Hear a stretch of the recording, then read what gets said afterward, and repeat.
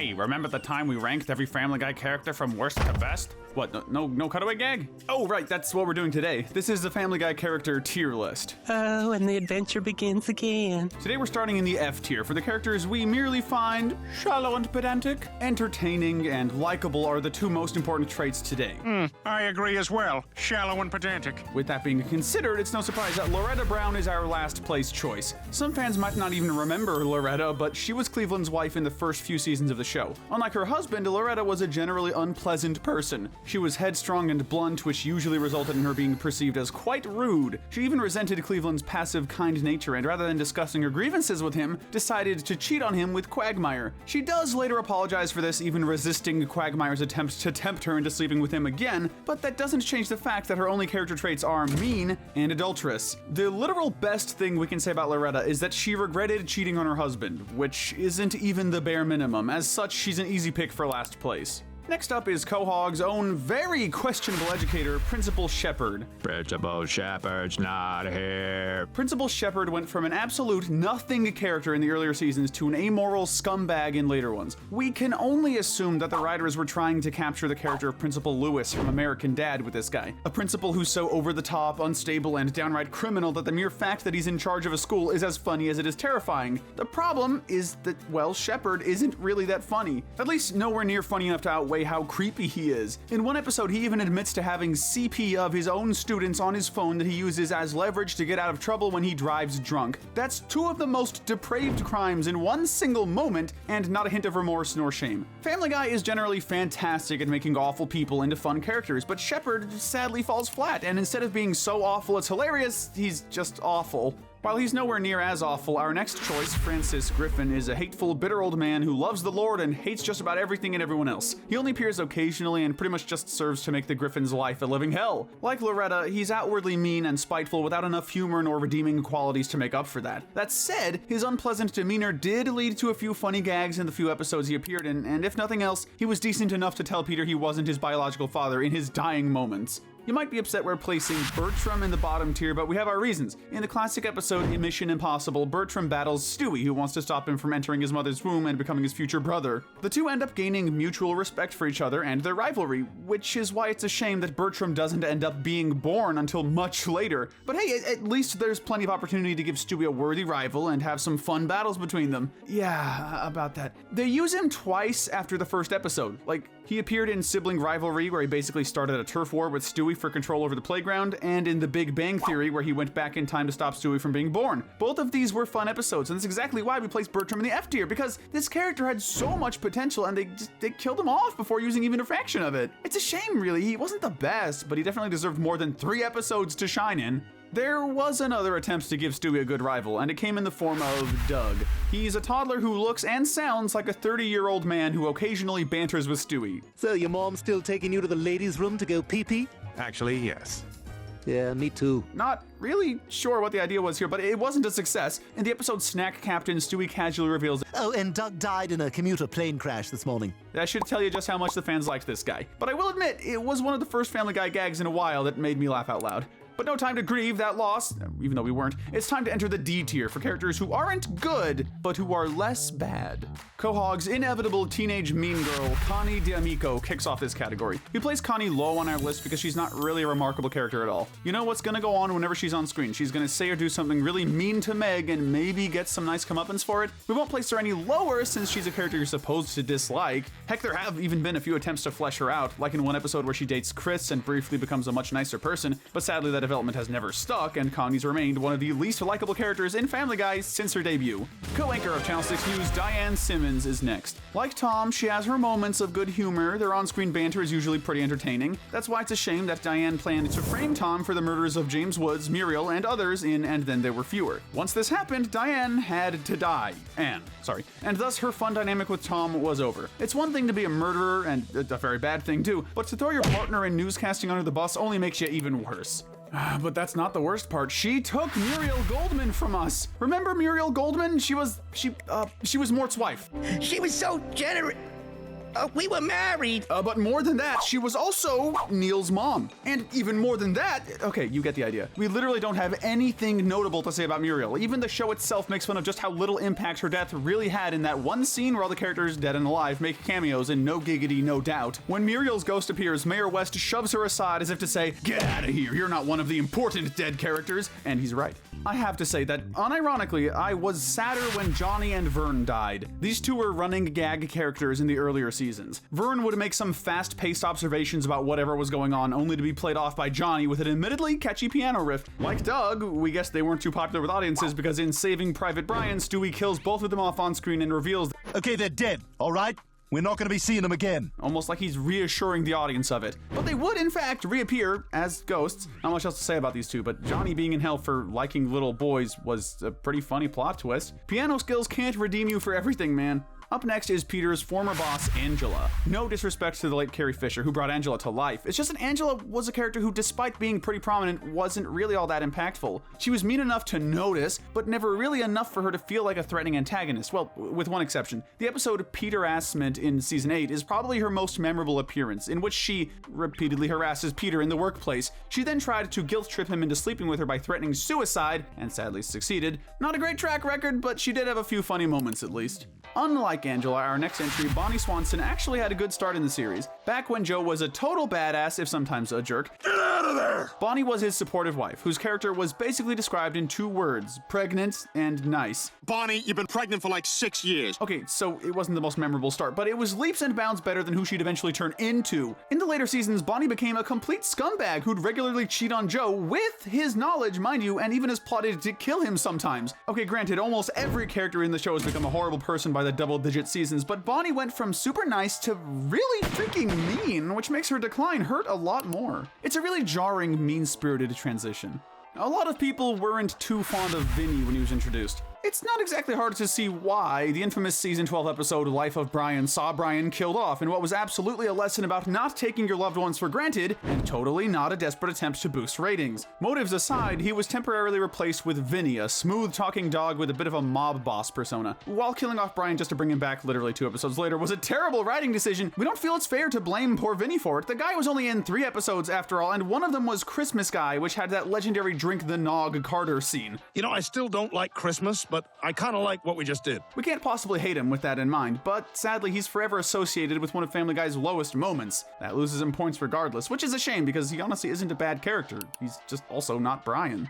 Rounding out this category is Babs Pewterschmidt. Unlike those before her, Babs isn't this low because of any particular flaws or negative associations with the character. Babs is in the D tier because she's just barely a character. She's only really involved in episodes Carter is prominent in, and even then she rarely gets any time outside of his shadow. We've reached the middle territory of our tier list now. These characters aren't anywhere near the best nor most iconic in the series, but they serve their purposes well and have their own fans here and there. The C tier awaits. First up in this section is Buzz Killington. Like Johnny and Vern, he only shows up for a few gags here and there. He's the last guy on this list you'd want to invite to your party, but honestly, you just gotta respect his sheer confidence. The guy shows up to parties and other events he seemingly wasn't even invited to, and just shoots his shot to try and have a good time with everybody by talking about the history of typewriters or cornflakes or something. He might be a buzzkill, but with a last name like Killington, how uncool can he be? It's so far you're a bigger buzzkill than Buzz Killington. This one might be a stretch, but we're giving a 3-fold entry to Cleveland's new family, Donna, Roberta, and Rollo Tubbs. These 3 are all decent enough characters in their own right. While the Cleveland show is nowhere near as renowned as Seth MacFarlane's other sitcom juggernauts,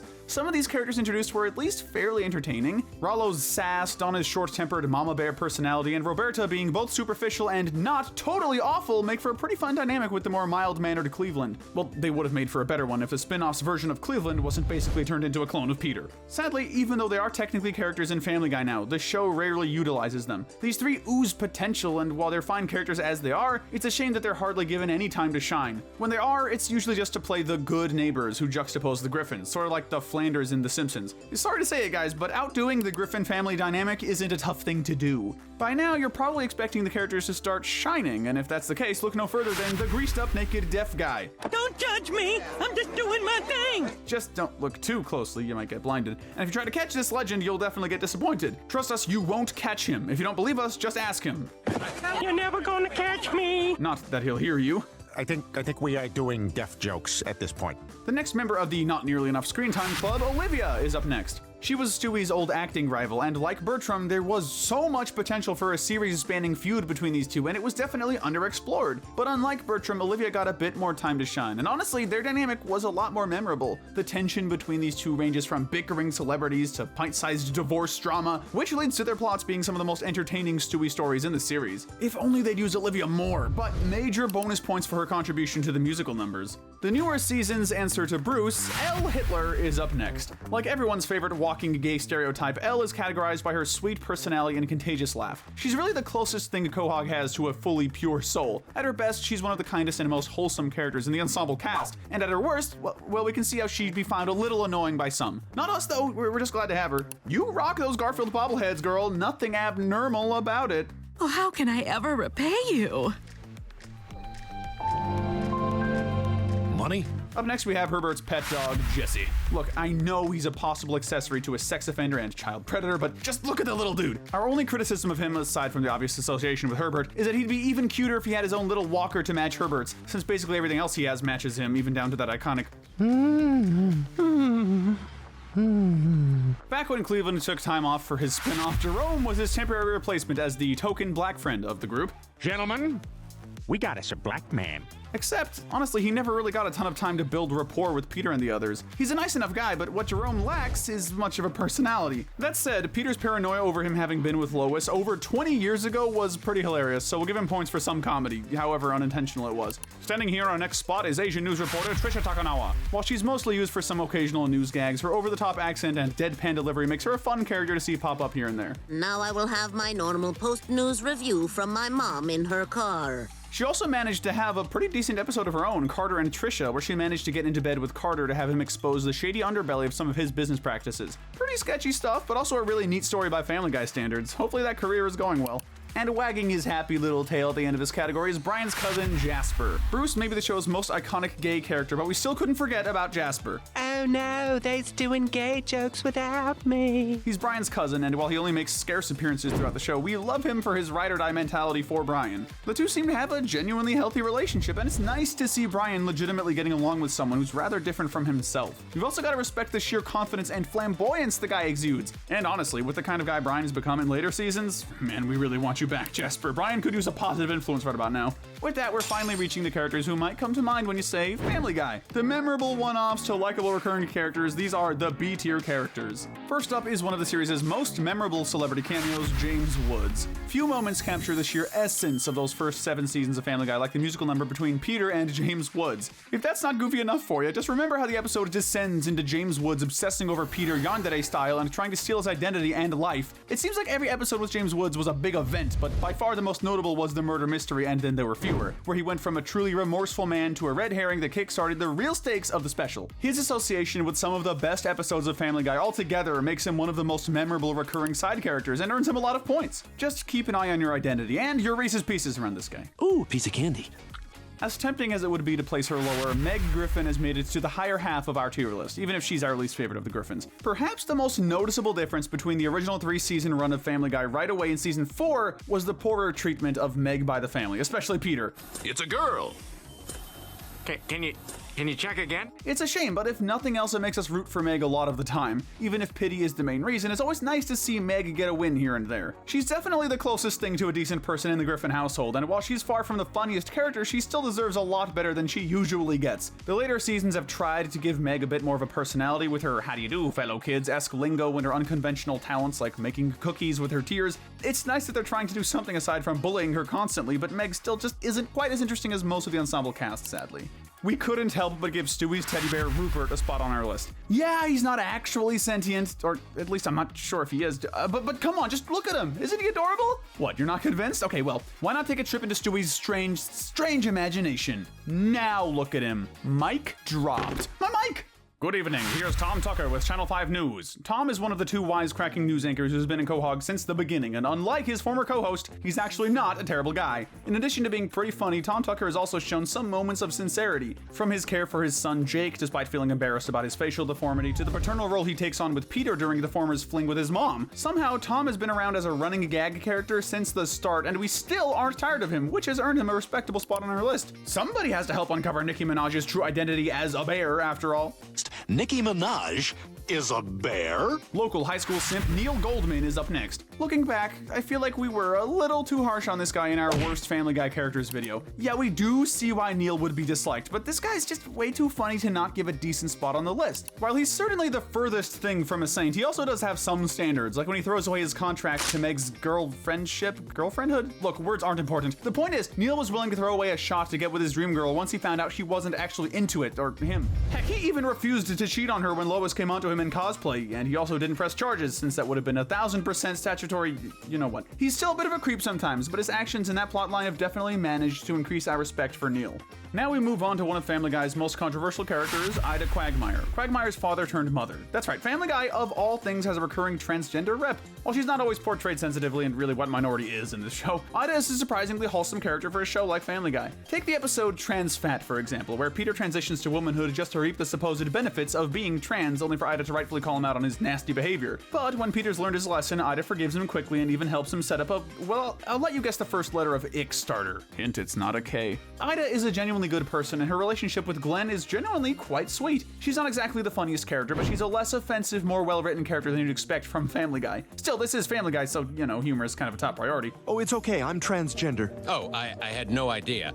Do whatever you want all the time. We'll save higher spots for the more laugh-out-loud characters. So, staying in the LGBT character territory, we have Mr. Weed, an often forgotten character from the first couple of seasons. He was a character who was both funny and genuinely likable. Unlike Angela, Mr. Weed genuinely cared for his workers. He showed concern for the safety of his workers by sending Peter to women's sensitivity classes and openly accepted his invitation to dinner at the Griffin home, which sadly would spell his end. It's a shame, really. Imagine if he'd gotten to interact with Jasper or Bruce. Still, for the short time we had him, Mr. Weed was a refreshingly nice boss character in the world of animation, which notoriously has some pretty cruddy ones, to put it lightly. Mr. Weed walked so Mr. Boss could run, and for that, we'll allow this dearly departed icon a respectable spot on our list. Say what you will about Family Guy having run for way too long, but at least we got Mayor Wild West out of the newer seasons. Look, there's no replacing Adam West, but come on, giving him a cousin named Wild, who's a cowboy voiced by Sam Elliott? You can't place that in front of us and not expect us to appreciate it. Wild West is a genuinely nice guy who also casually has godlike abilities, from a mustache that can withstand a chainsaw to the ability to float and open locks on jail cells by asking them nicely. Really, with how mean most of the Family Guy cast has become in later seasons, it's so refreshing to have at least one character who's just a wholesome, nice dude. Just don't ask him if he's ever killed a man.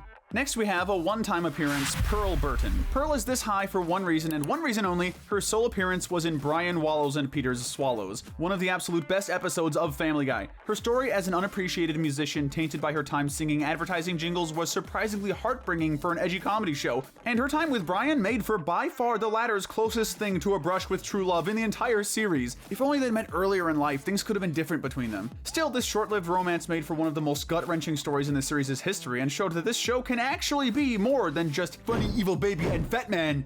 Rounding out this category is Chris's old frenemy, the Evil Monkey. One of the most iconic running gags in the whole series, the Evil Monkey isn't exactly true to his name. It turns out that he used to be a totally nice dude. That was until he caught his wife and best friend in bed together. Later on, he's able to find peace by befriending Chris, which it turns out was his goal all along. It was this exact moment that the Evil Monkey became simply the monkey. And after a bomb drop like that, where can we go but up? These are the characters who really helped to make Quahog the hilariously mess up playset it is. This is the A tier. First up in the A tier, we have the iconic Blackie weather forecaster himself, Olly Williams. To put it like he would, he's pretty good. Thanks, Olly. Now let's talk about Seamus. As another character who's been showing up since the earlier seasons, we're honestly surprised that this peg-limbed pirate hasn't had a single episode dedicated to him yet. It'd be fun to see him sailing the high seas on his ship, or is he himself the ship?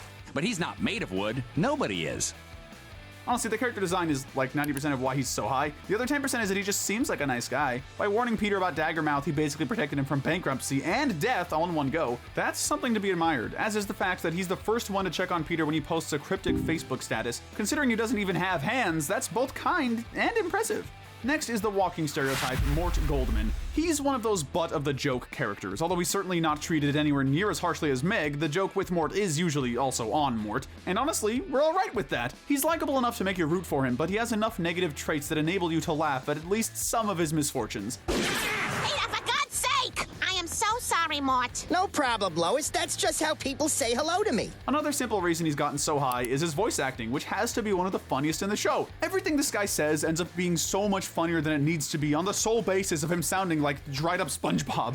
It's no use. We'll never find the rare desert sand. It's dig them. His happy face may not be mustached yet, but we're still giving a high placement to Cleveland Jr. Whether you're looking at his skinny, hyperactive self in the earlier seasons or his rounder, more hostile one in the Cleveland show and onward, Cleveland Jr. is a national treasure, and at the same time, he's absolutely terrifying. He's one of those great characters who's totally chill and harmless 95% of the time, but that other 5%, oh man, you do not want to be around for that other 5%. Let's not forget his joking threat to Peter after he accidentally shot him in the arm. You ever feel the cool steel of a switchblade pressed against your temple? Just don't mess with him, his dad, nor Larry the Leopard, and you'll be just fine.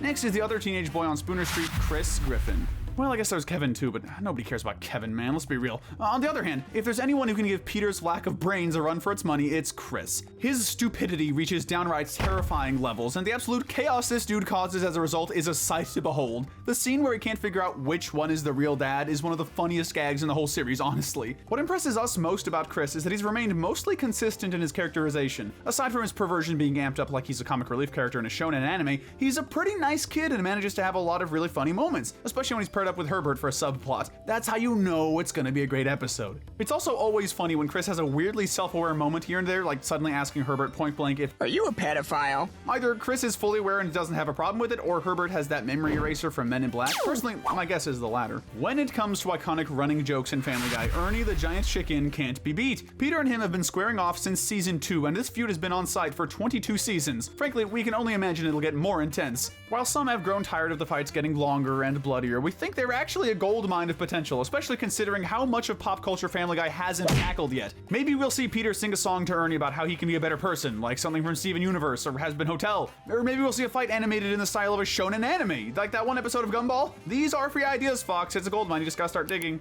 Peter's marginally better half, Lois Griffin, is up next. Like Peter, Lois is quite similar to her counterpart from The Simpsons, said counterpart of course being Marge, but while Lois was initially portrayed as a caring, compassionate mother, she also had a mean streak that came out pretty darned often. From public drunkenness to a temporary obsession with martial arts, even down to threatening to tear down the Christmas tree because she ran out of paper towels, Lois showed both the best and worst sides of being a caring mother. Although she's morally declined in recent years, Lois becoming more and more unhinged is no doubt a good choice in terms of comedy. Rarely is Lois stuck in the background of Peter's schemes. At best, she's the force that reels him in, and at worst, she's a more hilariously over-the-top threat than even him. Whether she's reeling Peter in or getting into shenanigans of her own, Lois is a nice addition to whatever plotline she's a part of. Just don't give her a bad review on Airbnb unless you want to get doxxed. Now, if you're in Quahog for long, you'll probably need medical attention at some point. In that case, we'd recommend quite literally anyone but Dr. Hartman. This hilariously incompetent doctor is a riot in every scene he's in. Whether he's getting distracted 100 times before telling Peter his diagnosis or straight up hiding from the police before he comes in, Dr. Hartman is medical malpractice personified. Hey, do you know where I can find any books about,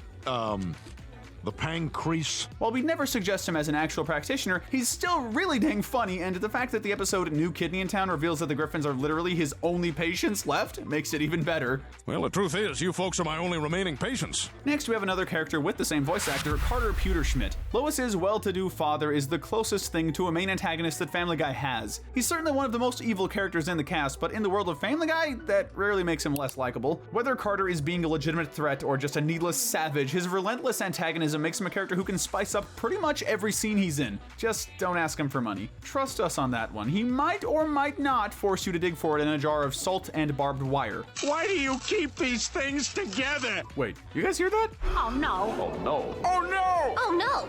Oh yeah! Kool-Aid Man is next. We've said plenty of gag characters have been around since the beginning, but for the Kool-Aid Man, we mean it literally. He's been around since episode 1, crashing through walls whenever the situation calls for it, and even sometimes when it doesn't. He gets extra points for overcoming his parents' prejudice over Yoo-Hoo bottles. Also, even more bonus points for this being one of the funniest gags in the whole show. Oh, no. We've almost reached S tier, and it's time to get back to the ladies of the cast. Jillian wasn't in the series for long, but she's easily the closest thing Brian's ever had to a consistent love interest. She has the brain of a house cat. Hey, maybe it was that cat who was the murderer. Let me ask him. Meow, meow, meow? Meow, meow, meow, meow? But the heart of, I don't know, something with a big heart, like the Grinch after he returned Christmas. The point is, Jillian is a total sweetheart. She's as nice as she is stupid, and even then, she's smart enough to know that she deserves someone who loves her for who she is, which is why it's a shame that her husband got killed off in the murder mystery. There aren't a lot of people in Quahog who deserve a truly happy ending, but Jillian is one of them, and we've got to be honest, we kind of miss her. But when it comes down to the best female character in this show, come on, we all know it's Consuela. You disagree? No, you agree. You think she should go in S tier? No, she stay here. No. We've reached a true dead end for this tier, because just outside of our top 10 is Death. Voiced by the late great Norm Macdonald, Family Guy's interpretation of the Grim Reaper isn't a scary villain. Rather, he's just a chill guy who's doing his job and is even willing to work with people to help fix their lives. On top of being one of the best examples of Family Guy's dark humor, Death is a surprisingly nice guy who helped Peter multiple times to clean his act up. I mean, none of them lasted, of course, but at least he tried. Death is a surprisingly reliable friend of Peter, allowing for some pretty good plot lines like trying to help him save his marriage to Lois or showing him what his alcoholism will do to him without some serious effort to change.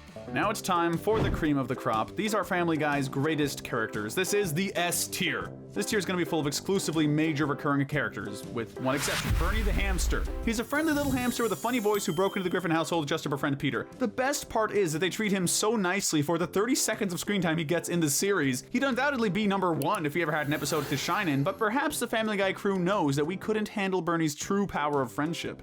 Who else but Glenn Quagmire could take the next spot? Quagmire is a character who needs no introduction, really. He's probably the first character who comes to most viewers' minds when the topic of perverted cartoon characters is brought up. Quagmire is a great comic relief character. He's known for saying some of the most out-of-pocket things you could imagine, and then some you wouldn't even dare to imagine. How old are you? 16. 18? You're first. Mom! I like where this is going. While he might be a total creep and a literal sex offender, Quagmire is in a show that allows him to still be beloved for the fact that the show knows this. Like any other character, Quagmire is meant to be as unpredictable and wild as possible, and he gets some of the funniest scenes in the show as a result. He can be a bit much sometimes though, and we will admit, it's kinda weird when the later seasons try to make him into this super soft-hearted guy when he's like, this man is a serial sex offender. Are we really gonna pretend that didn't happen? Hey, Death?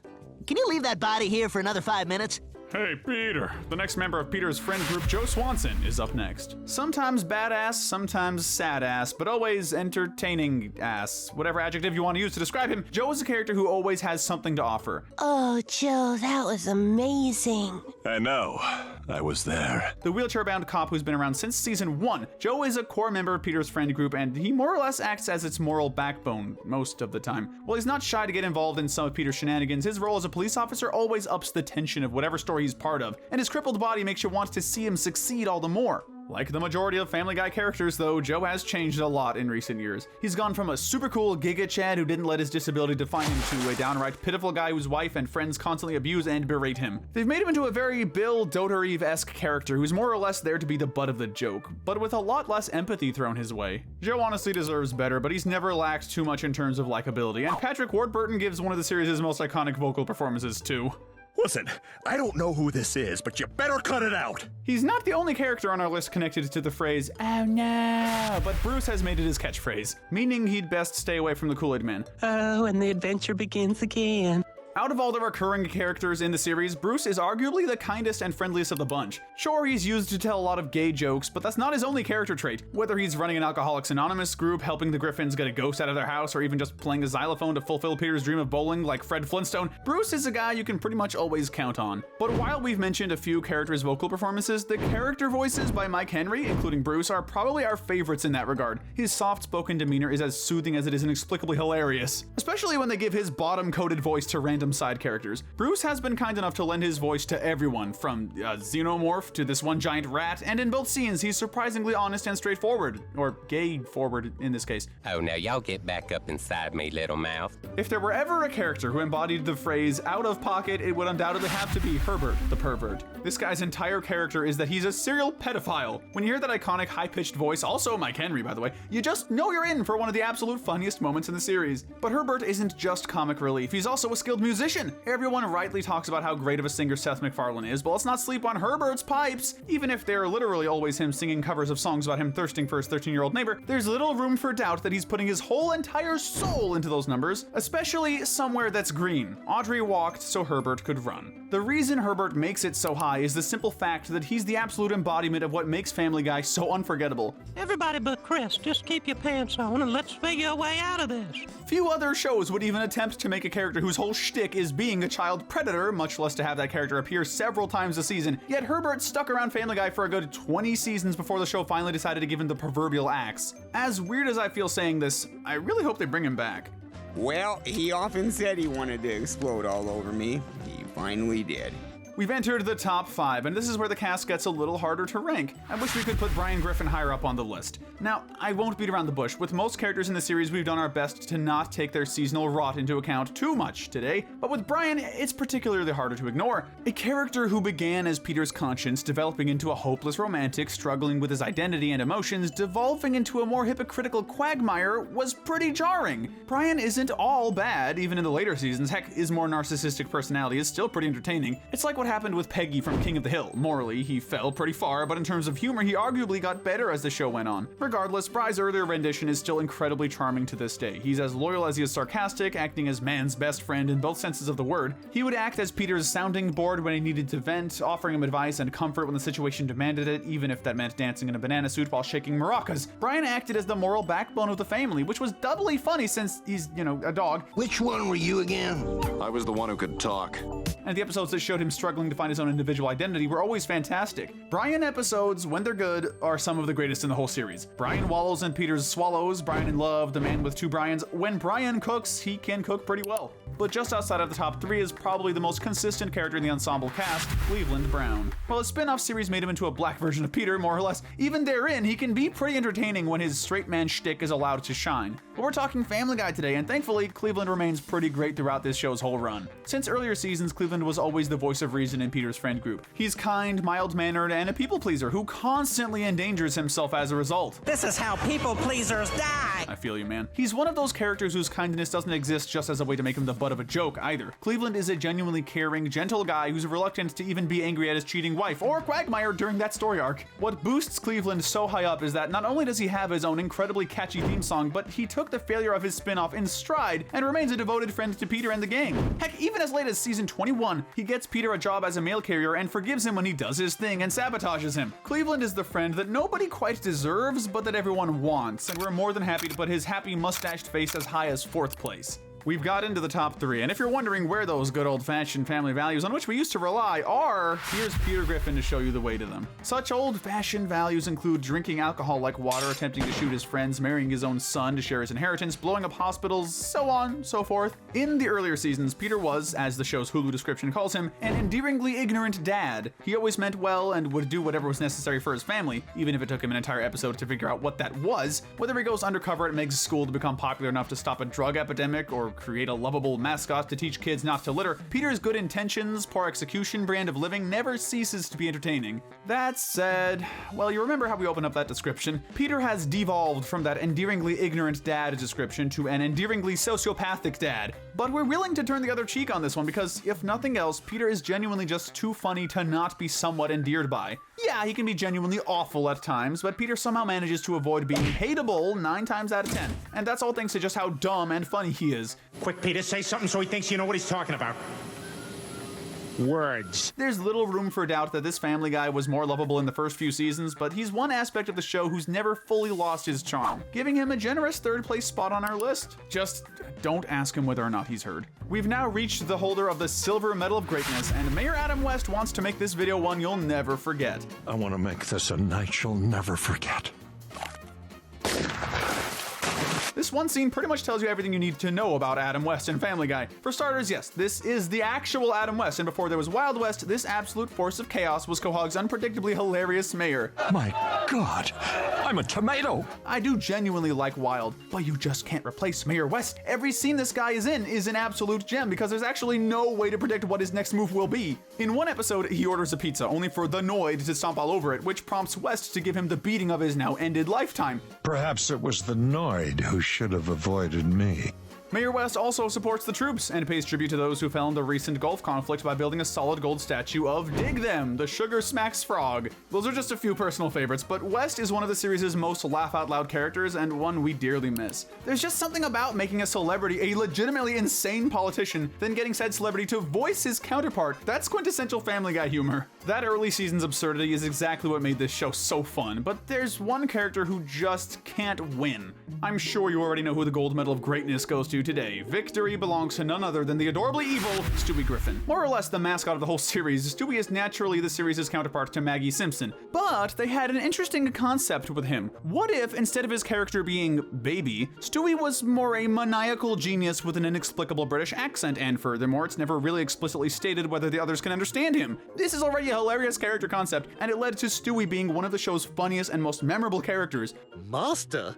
And a surprisingly quick erection for Stewie. From his attempts at world domination and matricide to his flamboyant tendencies, Stewie was always an icon who was both funny and genuinely intimidating when he needed to be. Whether he's trying to kill his own mother or just flat out roasting the other family members, Stewie has never lacked in entertainment value. But what boosts him up to number one? Well, we've mentioned that most of the characters have declined in recent years, but Stewie is a very impressive exception. I mean, he's definitely changed, his character is still a genius, and he's definitely a morally questionable one, but he's also leaned way more into his flamboyance than before. He's less of a villain and more of a kid struggling with his identity. Weirdly enough, Stewie is a character who can be both one of the most diabolical ones in the whole cast and one of the more lovable, endearing ones, and he plays both of them perfectly. The sheer charisma this baby exudes ensures that even in the weakest seasons of the show, he's bound to have some funny lines of dialogue, and if that's the case, we don't need to explain how hilarious he is in the better ones. Stewie's truly the heart of this series. He's changed a lot through 22 seasons, but he's never lost any of his charm nor entertainment value, making him a pretty easy choice for the best character in Family Guy history. I think this victory calls for a sexy party! It was a hit and run by a drunk driver today at Quahog Park. 2 children are missing.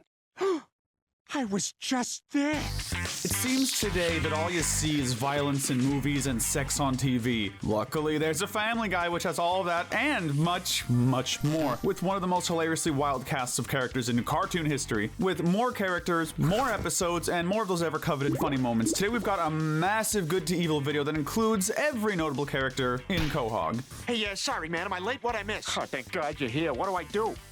Tell him to keep playing. He's in too deep. I'm Keith Finosi with Wicked Binge, and this is Family Guy Characters, Good to Evil.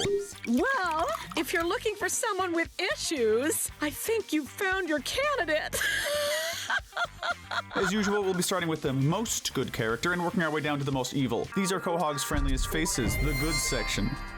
Taking the gold medal of good is the most unfortunately named citizen of Quahog. Say hi, Elle Hitler, but actually, maybe you word it differently. Unlike most of Quahog's other citizens, Elle doesn't really seem to have any super bizarre defining character traits. She's a big Garfield fan and has an affinity for puns, but her main characteristic is really just pure positive energy. She tends to make cheesy jokes that often make those around her cringe or chuckle, and either way, it's always followed up by that infectious laugh.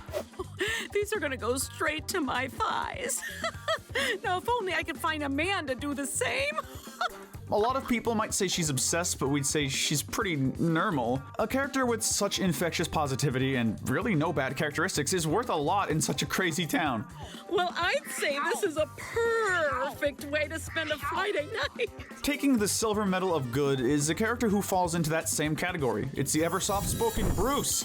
One of Family Guy's longest-running gag characters, Bruce is a gentle guy who's always there when the citizens of Quahog need a helping hand. The absolute worst anyone could say about Bruce is that he's a little promiscuous. Straighten itself right out. Oh, merciful heavens. But that doesn't really take much away from his standing here, especially since he's such a sweet guy overall. Yay! From teaching a CPR course to volunteering at an orphanage to even helping exorcise spirits from the Griffin household. Hey, let's talk to some spirits. Bruce is among Family Guy's most consistently nice characters. Like Elle, he's a stand-up guy who always lightens the mood around him, making him one of the most pure-hearted citizens of Quahog. From one gay icon to another, the bronze medal of good goes to the criminally underused Jasper.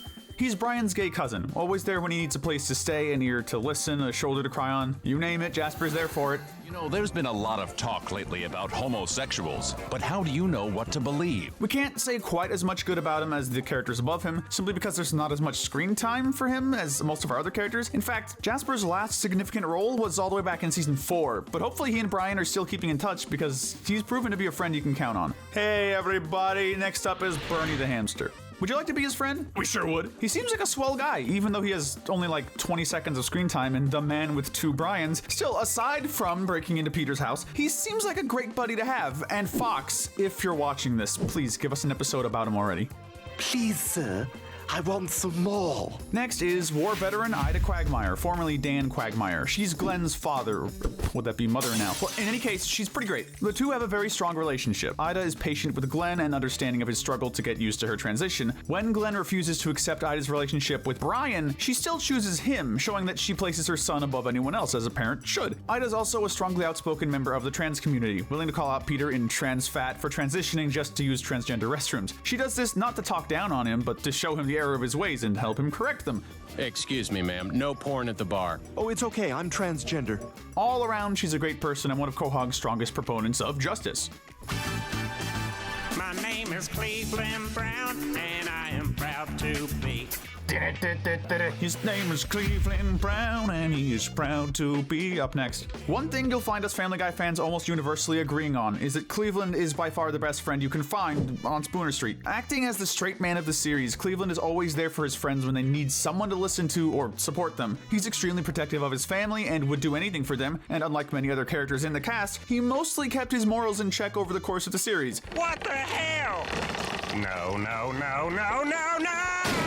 What gives Cleveland such a high position on our list is just how darn forgiving he is. There's him forgiving Glenn for sleeping with his wife back in season 4, likely the most memorable example, but even in the season 21 episode Unzipped Code, he sacrifices his own job at the brewery to give Peter a chance at a promotion. Even though Peter spent that whole episode trying to sabotage him out of jealousy, Cleveland's just about the best buddy you could ask for in Quahog, which keeps him in a generous top 5 spot. The only thing keeping him from being placed higher is that his passive people-pleasing tendencies can lead to him going along with Peter's schemes a little too often. This is how people pleasers die. Apologize? I cheat on you and you apologize to me? There was also that one episode where he rubbed his fling with Carolyn in Brian's face after she cheated with him, which was a pretty cruel move by his standards. Should have stopped your taxi for him, Brian. Now we have the one that got away, Brian's ex-girlfriend, Jillian. Have you ever kicked yourself for fumbling your dream girl? Just remember that you didn't screw things up as bad as Brian did with Jillian. She's a girl of very little brain, but thankfully, she more than makes up for that with her big heart. Oh my god! I've never felt so stupid! Really? Jillian is friendly with absolutely everyone. Heck, her relationship with Peter is the main thing that got him to push Brian to finally move in with her. She's gotten much less attention in recent years, but we're hoping she finds someone who treats her right. When you hear Mayor of Quahog, you probably think of a certain Batman actor the Noid would do well to avoid, but while he can never be truly replaced, Mayor Wild West isn't a bad substitute, all things considered. Voiced by Sam Elliott, Wild West is as eccentric as you'd expect from the cousin of Quahog's dearly departed mayor. The difference is that Wild West is actually pretty serious about protecting and leading the citizens of Quahog. He saves Elle from a burning library, and that's not to mention him generously forgiving Peter for sabotaging his campaign and starting that fire, gifting him a basket of baby mustaches. All this and more on West's Wonders. Why isn't he higher? Well, his running gag of asking people if they've killed a man. It definitely raises a few mustaches, to say the least. If there's any character who deserved more of a chance in this series, it was Vinnie. When Brian tragically and temporarily died in the season 12 episode Life of Brian, Vinnie was his replacement, a dog who gives off the vibe of a stereotypical Italian mobster. Hey, don't get fresh with me, studio. Despite this, Vinnie is a good boy. He shows concern for Stewie's emotional state following Brian's death and even helps him bring Brian back with his time machine. Unfortunately, Vinnie got barely any screen time, and he's hardly even been mentioned since Christmas Guy way back in season 12. But from what we saw, he retains his good dog status much better than his counterpart, especially since he was willing to give up his newfound home to reunite Stewie with Brian. Oh, and minus points for his mild racism. But really, no dog can hold a candle to baby's true best friend, Rupert. Everyone had their comfort object as a kid, right? Well, sure, not all of them imagined them as an extremely buff man with a teddy bear's head, but we've all got our ways of life. I have Stewie on one. He says he's been trying your cell. Rupert may be inanimate, but he's stuck with Stewie through so much, from countless injuries to wild adventures to a concerning amount of weirdly suggestive scenarios. I never knew there could be such a thing as a perfect day. that we couldn't bear the idea of leaving him off our list. Next is a long absent character from earlier seasons, Brian's therapist, Dr. Bruce Kaplan. Therapy is important, even for dogs, and alcoholics, who are also struggling with feelings for their best friend's wife. Look, the point is, Dr. Kaplan has his work cut out for him, and he's more than happy to embrace that duty to the best of his ability, if only Brian hadn't quit on him after season 3. That being said, a reunion between these two would sure be interesting. Take notes, Seth. Hopefully Kaplan has more animal clients lined up, like the evil monkey, for instance. Despite his name, Evil Monkey's far from evil. Sure, he lives in the closet of a 13-year-old boy and threateningly points at him on a routine basis, but it turns out that he actually was never trying to scare him. Chris, I'm sorry if I scared you before, but this is a great chance for us to start over.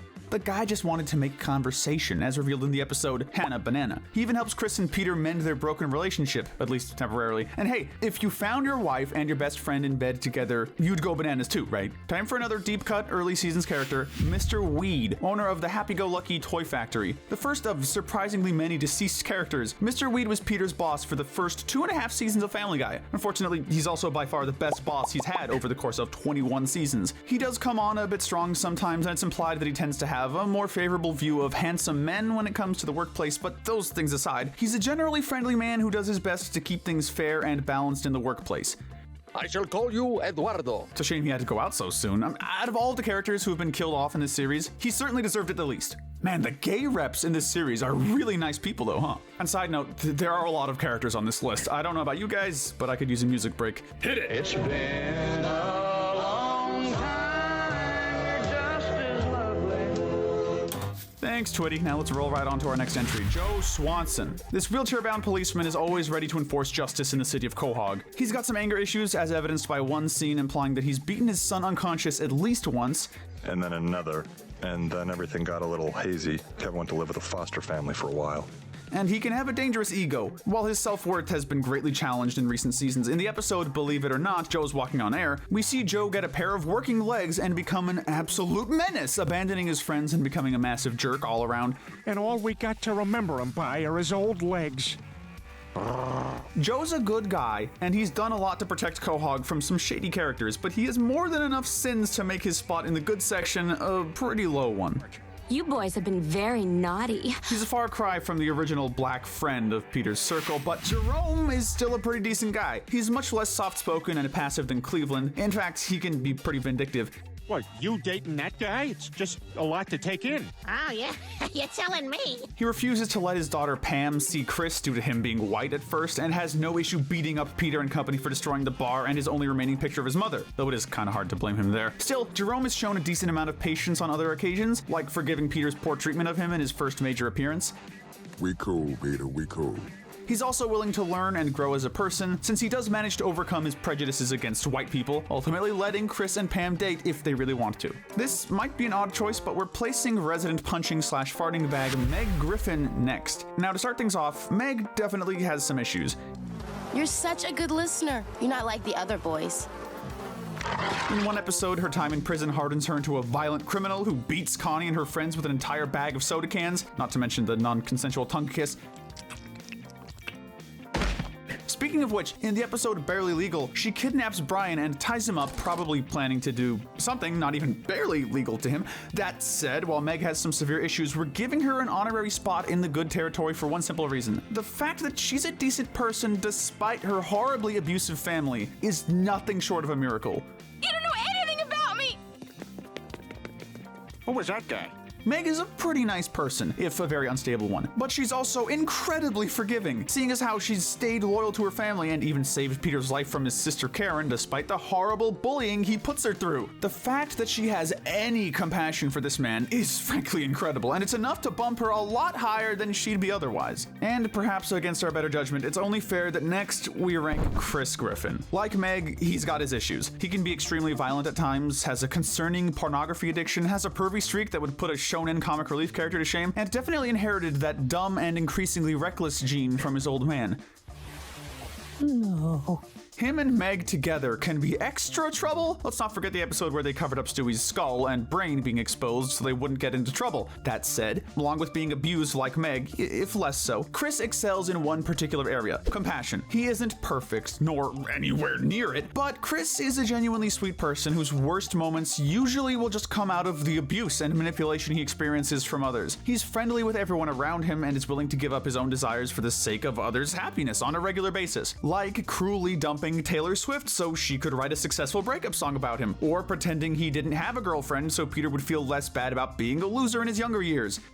I guess we're both a couple of fat losers, huh, Dad? Chris also earns the Darwin Medal for various reasons, my personal favorite being the time he failed to shoot Guten Tag the Nazi because he couldn't tell him apart from Peter. I know which one is the real dad. We never switched. Wait, we don't even look the same. If you plan to go out to sea anytime soon, you'd be wise to consult Seamus, lest you be consumed by Daggermouth. Little is known about the peg-appendaged pirate, and his handicap has even more origin stories than Joe's, who has way more screen time. But one thing's for sure, Seamus is a tough guy who is willing to warn others of any danger he sees in his outings, like telling Peter that no seafarer has ever faced Daggermouth and lived to tell the tale. No, not you, Seamus. Ah, poo. Maybe one day we'll see Seamus in his adventuring days, but for now, X marks the next to last spot in the good tier for this pirate. Closing off this section is the one-time character, Pearl Burton. She appeared in Brian Wallow's and Peter's Swallows, one of the most acclaimed and surprisingly heartfelt episodes of the entire series. She initially seems to be an extremely bitter old shut-in hiding from a world that refused to appreciate her passion for singing. She was instead only recognized for the commercial jingles she sang, but Brian shows his appreciation for her natural singing voice and allows her to see the world before she's tragically killed off. Goodbye, Pearl. This saved her from living a life that consisted of nothing but bitterness and spite, though there was still a lot of that stuff. Rest easy, Pearl. Here's hoping you're singing in heaven. Don't you worry, though. We've still got a lot to see ourselves. We now venture into the gray area. I say, old chaps, isn't that Buzz Killington around the corner? Stewie's not the only guy who can pull off a British accent. Yes, I'm aware. The difference? Well, Buzz Killington, as his name suggests, is that one guy who's way too boring to carry an engaging conversation with. Evening, everyone. I thought it would be very droll if we all sat down and looked at etchings. But simultaneously, too nice for you to say anything about it. Not sure what he gets up to outside of cutaway gags, but it's best to just nod along and try to enjoy hearing about the origins of cornmeal. Really, though, he hasn't shown up in a while. Hopefully he's doing okay. Somebody over in Great Britain check on him for us, alright? But do not invite him to your party, unless you want it to die right away. You might remember him as Tiger Woods, but up next is Cleveland Brown Jr. In the earlier seasons, Cleveland Jr. was Cleveland's hyperactive son. In the Cleveland show, however, he was given this sort of Diabito-esque redesign, or so you'd think, until it was revealed that he was actually killed by the newer, larger variant of Jr. Apparently, Cleveland somehow didn't question the sudden change because their relationship is pretty healthy. Jr. is a kind-hearted boy who loves his daddy, but he's also pretty unstable. How you doing? Come on in. In one episode, after Peter accidentally shoots him in the arm, Junior threatens him with revenge, leaving him to wonder whether or not it was a joke. Hey, Mr. Griffin, I'm just kidding. Or am I? You're gonna wonder about that, you fat bitch. Like Chris, he's a nice kid, but his stepbrother Rollo puts it best. Any day he doesn't snap and kill us all is a miracle. Next is manager of the Quahog Mini Mart, Carl. With the voice that anyone who's seen Bob's Burgers will find eerily familiar, Carl is a generally laid-back gas station store clerk. He enjoys discussing films with people and generally seems to be a decent guy, though on one occasion he does fire Meg for the simple fact that she objects to Chris being promoted before her, showing that he can be a little selfish when it comes to placing his own pleasure above doing what's right. Still, he's harmless and generally a nice dude. I'd like to see that, because I can read it just like everybody else. And the charade continues. Not much of a force for good nor evil at the end of the day. You're never gonna catch this next entry. Give it up for the greased up naked deaf guy. Little's known about this absolute living legend of Quahog. Why is he covered in grease? What is he running away from? Why is he deaf? Okay, the last one's kind of self-explanatory. You're never gonna catch me. But such a mysterious guy was made for the gray area. One thing's for sure though, you're never gonna catch him. Now why don't we drop by the Drunken Clam to visit Horace real quick. He's not the most complex character out there. Sure, he never gets very much focus and was eventually even killed off. That said, he fills that classic role of bartender who tends to his bar, making him a source of comfort for his patrons. He really was just there, but at the same time, he was there. That's gotta count for something. Also, in the honestly just there category is Peter's co-worker at the Pawtucket Brewery, Opie. There's very little to say about this guy, honestly. He only ever appears as a joke character in certain episodes. He seems to be a nice guy and does good work to the point where Angela actually favors him over Peter.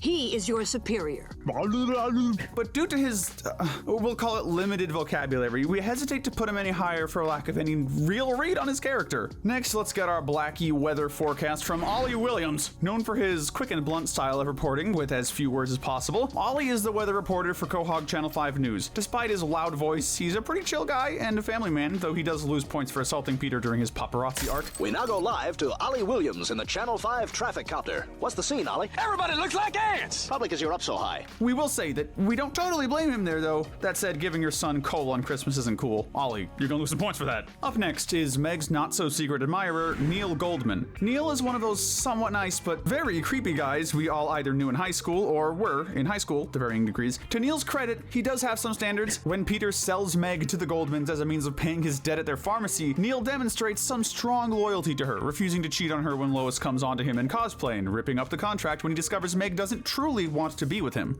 Oh, don't be afraid of the fire, Meg. I won't let you burn. Neil isn't a model citizen, though. He's willing to use others' generosity to his advantage, like the time he made merchandise of his and Meg's kiss, but on the whole, he's not a bad guy either. He's got plenty of time to grow past his more creepy tendencies. Time to spread some Christmas frustration, because up next is Santa. Well, can you be a good boy? Family Guy's version of Santa is a little different to the usual holly jolly saint American culture is used to. Due to the world's abundant gift expectations, Santa is completely exhausted, leading to him and his elves being extremely overworked. Honestly, despite his low placement here, we don't really have anything bad to say about Santa. Do it. Please put me out of my misery. Yeah, he's working himself and his elves to the actual bone, but it's hard to blame him for his frustration given the crap he has to deal with year after year. Hopefully he's on the road to recovery now that Stewie and Brian have convinced the world to limit it to one gift per person. Also, Santa, maybe don't give a baby radioactive chemicals, or a predator a picture of his favorite target. Just a suggestion though. Well, two suggestions, but I think they're both good ones. Next up is Stewie's old acting rival, Olivia. Olivia and Stewie became an absolute hit with their performance of "Thank Goodness I've Got You."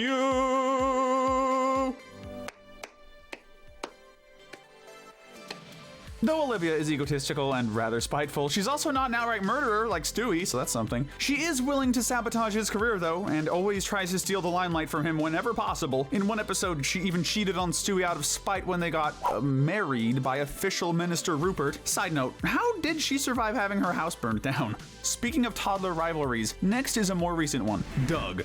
No, not Chris's talking pimple. Stewie's big wheel sporting rival on Spooner Street. Never seen him? Yeah, most people haven't.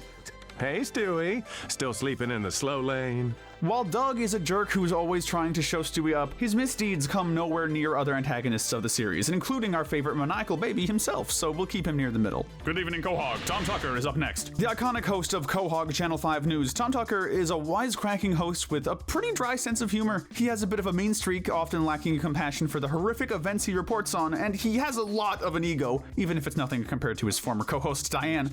I think I'll go get drunk and beat up some midgets. How about you, Diane? Well, Tom, I just plain don't like black people. He has his good traits, though. When he briefly dated Peter's mother in one episode, he treated her pretty well and even began to become a sort of father figure to Peter for a time. He also cares for his son Jake and tries to defend him from judgment for his facial disfigurement. Not a great guy, but not an awful one either. Who's that, baby? Hello, this is Tom Tucker. At least he's willing to answer the hard questions in life, like whether or not Nicki Minaj is a bear. I wouldn't have known. Hide your expired coupons, people. Next up is Ernie, the giant chicken. That's right, the giant chicken. The one who gave Peter an expired coupon on that fateful day and since then has been causing property damage all over the place with their on-site death matches. My God, look at all this devastation. What the hell happened? To Ernie's credit, he seems a bit more stable of a person than Peter, even attempting to be cordial with him on occasion, but he also cheats on his wife to try and get with Lois. Yeah, maybe he's better than Peter, but as we'll see later, that isn't exactly the most impressive feat on the planet. Fun fact, we're barely even halfway through all the characters we're discussing today, and we've already reached death. The literal Grim Reaper is not even in the bottom half of our list. That's the type of cast we're dealing with. But to his credit, Death's really just doing his job. Yeah, taking souls to the underworld isn't the most pleasant job in the world, but someone has to do it. Plus, Death isn't all bad. He actually helps Peter improve his life on multiple occasions, from saving his marriage with Lois to showing him the dangers of his alcoholic lifestyle. He actually displays some impressive patience with the big guy. Peter, it's okay. It's just Death. Oh, thank God. Though there's also his willingness to kill someone just for being a bad conversationalist. Check, please. So the gray area is definitely the proper spot for this guy, yeah. Staying on the topic of death, next up is Vern. Fans of the earlier seasons of the series might remember Vern as the guy who showed up before some commercial breaks to talk really fast about whatever was going on, connecting it to vaudeville's death and, of course, connecting it to his act as a tumbler. This is always followed up by him being played off by his buddy Johnny. Why is he in the gray area, though, you ask? Well, aside from him being pretty darn nosy, he was also close friends with Johnny, who he himself asserts is in hell because he likes little boys. It's uncertain whether or not Vern actually knew this before their demise at the hands of Stewie, but it's still worth questioning. There's a bit less room for debate, though, when it comes to Mr. Herbert's dog, Jesse. He's not exactly the most prominent character in the show, but the fact that he's willing to along with Herbert shows that he's got at least some idea of what direction his owner's tastes go in.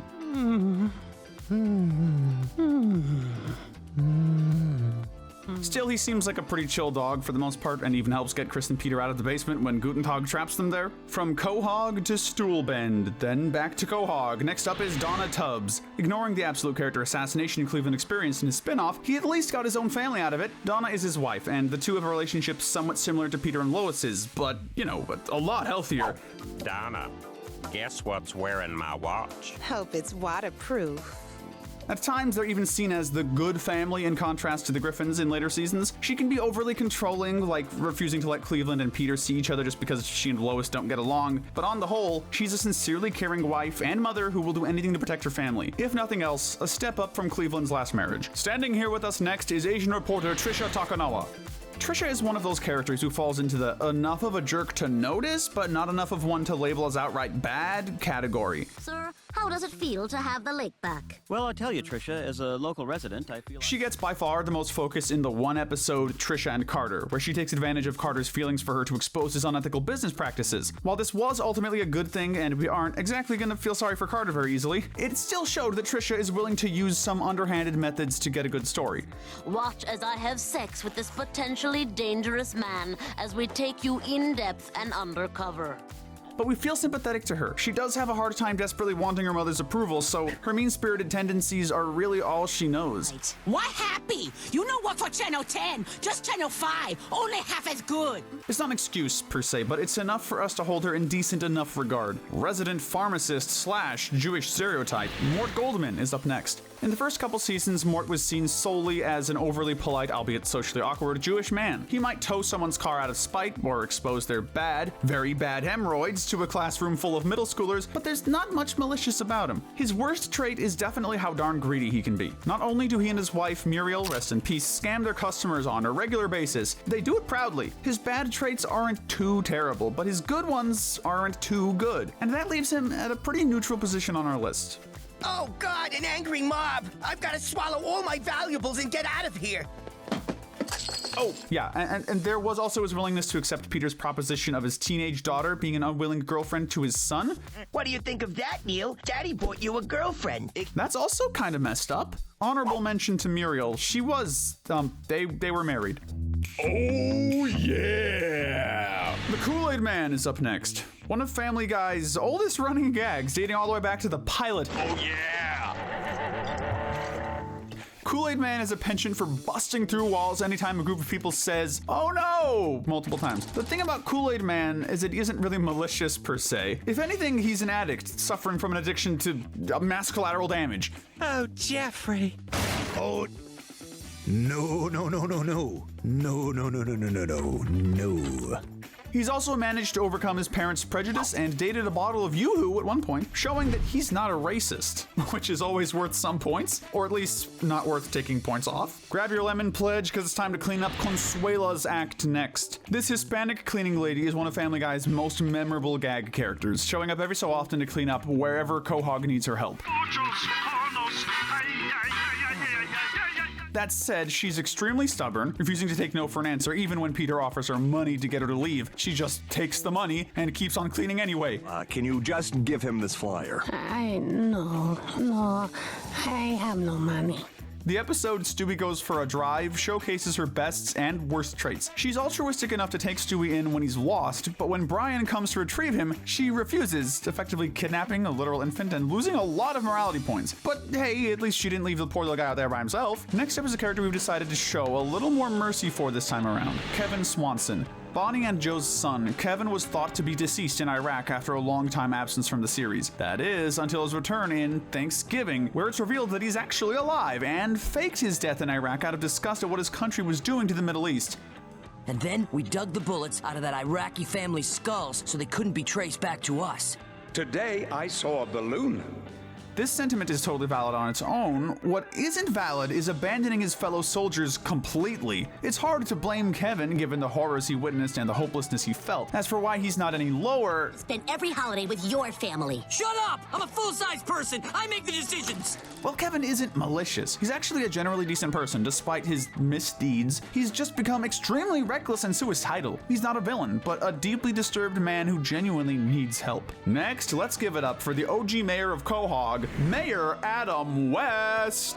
My God, I'm a tomato. He's the actual, he's the embodiment of pure chaos. When Mayor West is on screen, you know you're not going to be able to predict what's going to happen next. He's killed several people on screen, including Domino's the Noid for attempting to ruin his pizza, and an innocent fisherman to make sure his proposal to Carol would be unforgettable. He also campaigned against gay marriage in one episode and tends to use the town's tax dollars to his own ends. This press conference is over. I can't see you now. I can't hear you now. You're not here now. He also dated Meg in one episode, which, ew, not even an ew Meg joke. It's a teenager, sir. He would fall lower, but this man is he's legitimately insane, and we don't have the heart to call good old Mayor West a true bad guy. He did, after all, commemorate brave soldiers with a beautiful golden statue of Diggum the Sugar Smacks frog. So surely he can't be all bad. Insane, reckless, and a literal murderer, but anything but malicious.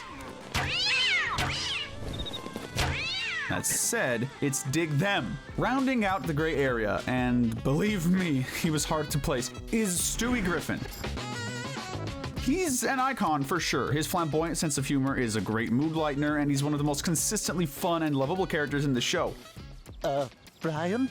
This feels weird.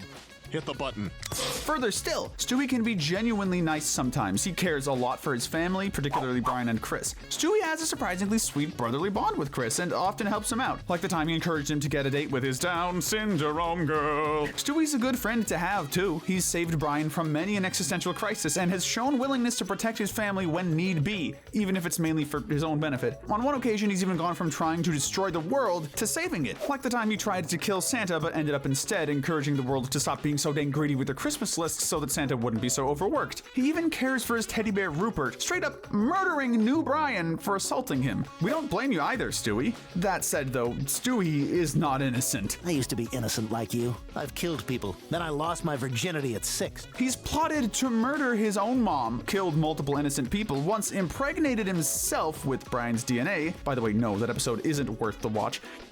How dare you! He can also be incredibly cruel, like when he brutally beat up Brian for not paying back the money he borrowed right away. All of this is pretty awful, and redeemed only by the fact that Stewie is a baby who seems to be trying to figure out who he wants to be. There are times when he reverts to that infantile state temporarily, and what's more is that in the 2-part special where he meets his future self, he seems like a decent enough guy, so there's hope that Stewie will turn out just fine, regardless of his current homicidal, matricidal tendencies. Ugh, yuck. And that's, albeit barely, enough to keep him out of our final tier. This is the bad to evil. First up is classic high school bully Connie D'Amico, a cruel, mean girl stereotype you've seen 1,000 times before, whether you're talking on screen or in school. If you've ever met a mean, popular girl, you've met Connie. Hey there, sweetie. How old are you? 16. 18.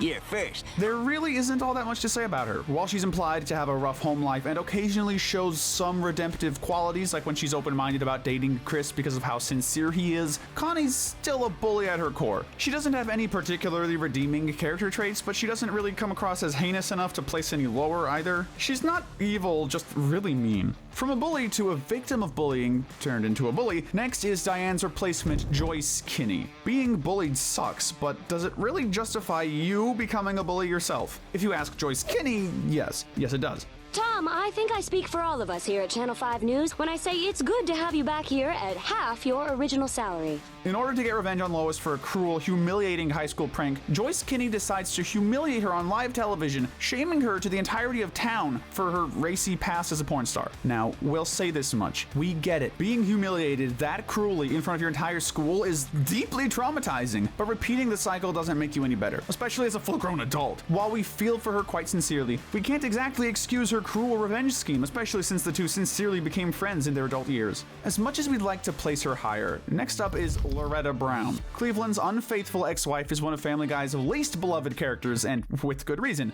Cleveland! Aside from generally not being funny, she's also cheated on Cleveland in season 4 with Glenn. You name the time and the place, little Nick. Her reasoning was that Cleveland was spineless, which, although valid, it should go without saying that it's no justification for betraying a committed lover. I need a real man, and Lord knows that ain't you. That said, she does show some sincere remorse later on. In Love, Black Shuli, she meets up with Cleveland in an effort to win him back, during which Quagmire tempts her into adultery. This time she refuses though, showing that she's actually repented of her actions and wants to get back with Cleveland. While it's not quite convincing enough to rank her any higher, at least she found a little bit of redemption eventually. Next, let's talk about Peter's other deceased boss, Angela. Angela's only good trait might just be the fact that she's voiced by the late Carrie Fisher, but other than that, most of what we have of Angela is her being your typical crotchety boss. There's one episode that cements her placement in the bad section. In Peter-assment, she harasses Peter in the workplace and successfully manipulates Peter into believing she's suicidal, planning to kill herself if he doesn't sleep with her. Shh, don't talk, just breathe. It turns me on. We get it. Loneliness can really do stuff to people. I mean, look at me. But that's never a justification for hurting others. Still, she has some level of morals. When Peter accidentally blows up a children's hospital in Tales of a Third Grade Nothing, for instance, Angela makes sure he faces legal action for it. She's more of a broken jerk than an outright supervillain, so she doesn't belong any lower, at least. That felt so good. All I want to do is please you, Griffin. Now let's turn to the Griffin family, but not to the one you're thinking of. We're talking Thelma Griffin. Peter's mother was foreshadowed as not being the greatest parental figure early on. In one iconic cutaway gag from season 1, Peter recalls his mother using whiskey whenever he had a toothache by chucking the entire bottle at him. I don't see what the problem is. So we know from just this one small scene that she's both an abusive mother and an alcoholic. There's also the fact that she kept Peter's Mexican birthplace a secret from him for most of his life. Even with all that in mind though, she was still the better half of her former spouse, Frances Griffin. Francis Griffin might just be the simplest character in this whole section. To put it simply, he's just a flat-out jerk. Francis is a religious zealot, but not even the debatably good kind. He's the type who will relentlessly browbeat others with the Bible, refusing to give any leeway to them and enforcing his legalistic ways on everyone around him. While he claims to love Peter, his idea of love is not lining up with ours, nor Jesus's. Next, we have someone to care for, maybe even be there for. That's right, we have James Woods. Well. Someone to do for, muddle through for. You have James Woods. Okay, right. We have to talk about him. Well, while he might be a good friend in moderation, he also goes full on yandere if he doesn't have your full attention. Get out of my house right now, son of a... Yeah. From identity theft to attempted murder, nothing stops James Woods once he's on the path of vengeance. Unless you've got a trail of Reese's Pieces, that is. Belongs to Peter Griffin, and that's me.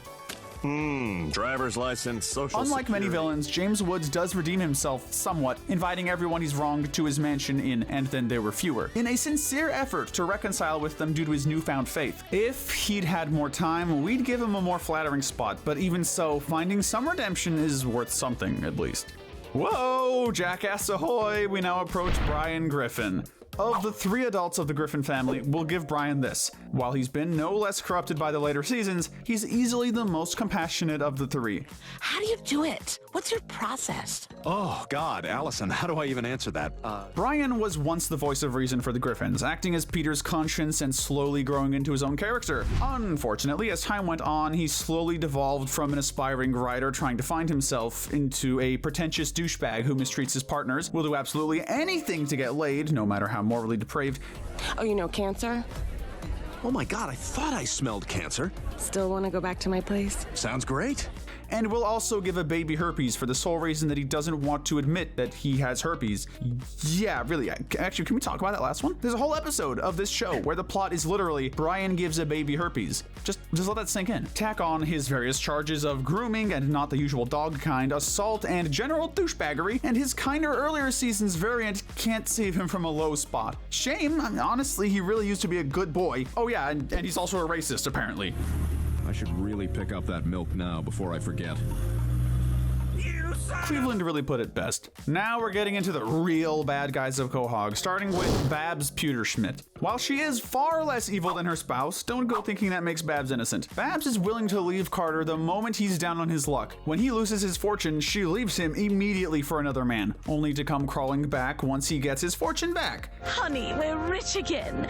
I divorced Ted Turner and took half his money. She also had an affair during their marriage, traumatizing their son Patrick to the point where she and Carter place him into an institution and forget about him. Heck, Lois didn't even know he existed until adulthood. The one thing saving Babs from a lower spot is the fact that she's clearly very mistreated by Carter.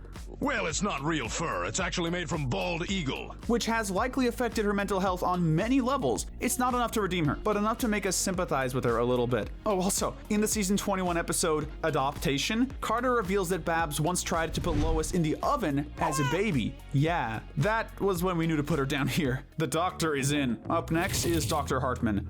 I think I can hear the ocean. Smell it, too. Quahog's aggressively careless doctor. He's the last one you'd want anywhere near you or your loved ones when you need some health care. While it could be said that Hartman means well, to an extent, the amount of harm and even death he's caused to his patients is too much to ignore, especially since he treats it as little more than a slight inconvenience. My goodness, you'll be dead within a month. What? Oh, Hagar the He does have some moments of kindness, though, like his willingness to donate his kidney to Peter, even if that was mainly because he couldn't afford to lose him as a patient. At least he's not particularly malicious, though, which keeps him from falling any lower. Now then, play us off, Johnny. To reiterate from earlier, he liked little boys. I feel like that sums it up pretty nicely. He does play a nice piano riff though, but now whatever. Now it's time to finally talk about Peter's barely better half, Lois Griffin. Let me finish the story, fellas. You don't want to be up all night. Or do you? Like much of the series' ensemble cast, Lois fell off in terms of morals, and she fell off hard. For one thing, her marriage with Peter is in absolute shambles. While you might default to blaming Peter himself for this, which is far from unreasonable, would you believe us if we said that Lois cheated on Peter before there was any unfaithfulness on his end? With Bill Clinton, of all people, slowly but surely their marriage deteriorated to the point where they hardly even love each other. In Turban Cowboy, Lois says that if Peter cried while being held hostage by terrorists, she'd dump him. That's not even mentioning how she treats her children, showing minimal concern for them and treating every aspect of parenting as nothing more than a burden. Mom, I forgot my keys. Do you know where... Lois is also extremely petty and will go to absolutely any length to get back at anyone who does her wrong, or even just opposes her when she's wrong. Lois may be the glue that holds her family together, and at the end of the day, she does seem to love them to some degree, but she's still fallen pretty far in terms of morality. Next is Lois's long-lost brother, Patrick Pewterschmidt. Trauma really does stuff to your head, and boy does Patrick know this all too well.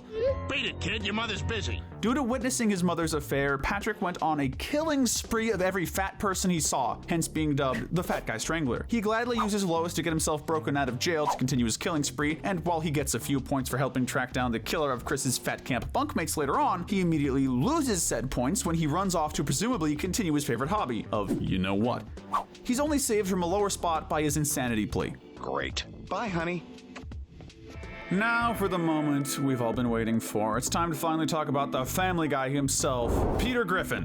In the first few seasons, Peter was an endearingly ignorant dad who sincerely meant well despite the trouble he caused. From his lovable anti-pollution mascot, Gary, the no-trash cougar, to his spree of bullying Lois for the sake of bonding with baby Stewie, there's little room for denying that early seasons Peter is one of the most endearing cartoon characters of all time. And I don't think you're an addict. I think you're an idiot. Well, I don't pay you to think, Hot Lips. Unfortunately, that changed a lot. What was once a well-intentioned dummy with a heart of gold has devolved into a completely depraved psychopath with no regard for the well-being of others. Jerky boys. Oh, that was awesome. Hey, who else has a dead wife? Though, admittedly, he's still pretty funny. We've done a whole video covering the worst things Peter's done, but just to give you an idea, he's killed at least 39 people by his own admission to Mayor Wild West, has cheated on Lois multiple times, bullies his own children regularly, often injures and even shoots others for the sheer fun of it. Basically, Peter slowly devolved from a chaotic good character to pure chaotic evil. But under the surface, he's actually worse than most people realize. In the episode He's Black from season 12, it's revealed that Peter has a giant collection of child porn. When Cleveland discovers this in one of their schemes to get Lois and Donna to reapprove their friendship,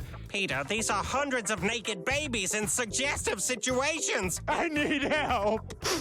In season 21, we find out that Lois is only staying with Peter because he threatens to kill himself if she leaves him. Peter is an absolute menace to society with very few redeeming qualities. The only thing that keeps him from falling even lower is that he does still display some hints of goodwill here and there. He's a lot nicer to Meg lately than he has been in years, and it still seems like at the very end of the day, he's a loyal family guy. But all of that does very little to heighten our ranking for him. One thing's for sure though, we sure miss your Lando Griffin days. But if we're being honest, Peter's descent into moral depravity is nothing compared to that of Bonnie Swanson. Joe's wife, Bonnie was originally one of the most kind and gentle souls in Quahog. She stuck by Joe through thick and thin, supporting him through his paralysis and being a good friend to her Quahog neighbors. Later on, she slowly began to tire of her now loveless marriage, no longer feeling any true passion for her husband. Would you like to sample a warm French baguette? Oh my. She's had multiple affairs, including with other wheelchair-bound men, and it's gotten so bad to the point that Joe doesn't even care anymore. He just kind of accepts it. No, it's okay. I promise you it's okay. Yeah, I'm not sure. It's okay, Peter. All of this wouldn't be enough to put Bonnie quite this low if it weren't for the fact that she's been shown planning to kill Joe on multiple occasions. Not to mention the fact that she'll turn on Lois, supposedly her close friend, if it's the popular thing to do at the moment. Ha! Slut! Among other things, it's incredibly cruel for Bonnie to not just divorce Joe at this point. The love is clearly gone. Adam West High School's Principal Shepherd is up next. Shepherd might not have as long a list of crimes as the Fat Man, but they do have similar interests in one very nasty area. That's right, whereas Peter at least acknowledged he needed help with his EDP-esque urges, Principal Shepherd is revealed to have nude pictures of his students saved on his phone. His underage students. Oh my god! Principal Shepherd's making porn at school! He's willing to use these pictures to straight up bribe people and sees absolutely no issue with that. First of all, I don't care what the courts say. Let's thank the Christian God together. Add on to that his willingness to bribe, drink, and drive, and no particularly redeeming qualities to speak of, and you've got a total scumbag who's earned a low spot on our list. And again, we cannot show you the nude photos the Spanish teacher sent to that kid. Next up, who else could it be but Glenn Quagmire? While many find him hilarious at times, us included, the guy whose whole shtick is, being a predator, has to rank in this category. From kidnapping to murder to multiple counts of groping, assault, grooming, and even necrophilia, Glenn Quagmire is one major scumbag. Dear Diary, jackpot. That said, he does have one attribute we can't attribute to almost anyone else. He's actually mellowed out in later seasons. Yeah, he's still a sex-crazed maniac, but he's a sex-crazed maniac who seems to have a bit of a moral compass. This is gonna be a great weekend. Or at least to do something in the world that isn't just related to sex. Quagmire's just some guy now. While that's nowhere near enough to make up for years of his past sins, trying to clean up his act, even just a little bit, is enough to keep him from falling any lower. Former co-host of Quahog's Channel 5 News, we now have Diane Simmons. One of many recurring characters to be killed off in And Then There Were Fewer, Diane was the mastermind behind the murders at James Woods' mansion. She kills several innocent people in her quest to simultaneously get back at James Woods and become the only news anchor on Channel 5, framing Tom Tucker for the killings. She ultimately gets caught thanks to Lois's observation, but is taken out by Stewie. Still, the fact that Diane did this with absolutely zero remorse shows that she was way more dangerous than she let on. It's also worth noting that she was kind of a jerk in general, not to mention openly racist. Well, Tom, I just plain don't like black people. Next, we have a spot reserved for Stewie's friendly rival turned menace, Bertram. Despite only appearing in 3 episodes, Bertram made quite an impact. Initially, he was Stewie's greatest rival yet, a would-be baby he had to take out so his status as the family baby wouldn't be usurped. Eventually, Bertram was born and respected the pact that he and Stewie made to be sibling rivals. Nah, I'm just kidding. He's just kind of a jerk. What cements his position near the evil end of our list is his 3rd and final episode, The Big Bang Theory, in which he travels back in time to kill Leonardo da Vinci, who happens to be Stewie's ancestor. He does this to keep Stewie from being born, obviously, but when he finds out that doing this would also result in the universe never being created, he just doesn't care? This baby man was so spiteful that he was willing to kill Stewie even if it meant destroying the entire universe. Worth it! Can you even simply call it spite at that point? He doesn't have a reason for it. He just really hates Stewie, and that only makes us regard him as even more of an agent of evil, as well as a pretty clear-cut choice for the Wrath Center medal. Just outside of our top 3 baddies is the arguable main villain of the whole series, Carter Pewterschmidt. We've already mentioned in past entries that Carter is a serial cheater and an extremely abusive, greedy man. He's the type of guy who will trick an orphan into thinking he's being adopted just to speed away at the last second. Okay, I guess you don't want a new family, toys, and a puppy. Oh, yeah, and there's also the tiny detail of him hiding the literal cure to cancer just to keep more money rolling into his already fattened pockets, which, by the way, gives him a very easy greatest sinner medal. Oh, fantastic. What the hell was that for? Now we have the pot and the money. There's his immense hatred for Peter, his lack of concern for Babs being institutionalized multiple times over different affairs, etc., etc. Carter is a monster, and considering he's more mentally stable than our bottom 3 by far, we really wish we could honestly give him the top spot, but in season 21, he actually showed some genuine remorse in the episode Adoptation, where he adopts a little girl in an effort to at least somewhat make up for his failure at being a good dad to Lois. He shows sincere regret for not being able to go back and make it up to her. It doesn't take away from the atrocities he's committed over the years, but having some desire to better himself even a little bit puts him above the remaining few. Not quite somewhere that's green, but somewhere that's bronze. Herbert the Pervert is the first entry on our podium of evil. Holy moly, it must be my birthday. He's one of the most hilarious gag characters in the show, but his position here shouldn't need any explanation. Herbert's character analysis is that he's a child predator. He's constantly scheming to kidnap preteen boys, from trying to lure them to his basement, to stalking them, to repeatedly breaking into Chris's room. Hello there, Kyle. You look nice today. I see you wearing your big shorts. The man is an absolutely vile predator, and he's smart too. That's the scary part. In one episode, he finds a mattress with malfunctioning child-shaped robots on it, only to immediately deduce that it must be a trap. He's able to use reverse psychology to get orphans to find the extra money strapped to his thigh. I hope you don't find the money strapped to my thigh. Showing that he's deceptive as well as calculating. Oh, and that's not even mentioning his shocking hidden strength. He once effortlessly rescued Chris from a house fire without his walker, and defended him from a giant haunted tree that was about to kill him. That there's his man. Actually, not at all. But there is a very strong case for him taking the top spot. In fact, we did put him there in our first Family Guy Good to Evil video. Herbert doesn't really have any wholly redeeming qualities either, while he does show some compassion here and there. Don't let me catch you, because I'll just wrap you up and eat you later. Like rescuing Chris and Peter in German Guy and helping set his niece Sandy up with Chris on Valentine's Day. Even these moments are underlaid though by his desire to get with little boys, especially Chris. Sorry, Quagmire, but we're gonna give Herbert the Lust Sinner medal. At least Glenn's tastes don't run in that direction. He's a vile predator and way more of a threat than he lets on, though we'll admit he at least has a concerningly good singing voice. YMCA. The silver medal of evil goes to Penelope. Stewie was a pretty maniacal dude in his early years, but it was always balanced out with either flamboyance or an ultimate goal of world domination. Penelope is basically all of Stewie's evil, brilliant early seasons traits without any of the good ones he'd developed later on. She and Stewie take to causing nuclear wars and killing people on a regular basis just for fun. Stewie, having at least some semblance of a soul, gets bored of it, which leads to the reason we give Penelope a much lower spot. She not only knows exactly what she's doing, and in contrast to Stewie, she doesn't have any baby-esque characteristics, but on top of all this, her motivation isn't world domination. It's, as Brian puts it, chaos for the sake of chaos. Maybe we don't have to kill someone every day. There are other things to do. Like what?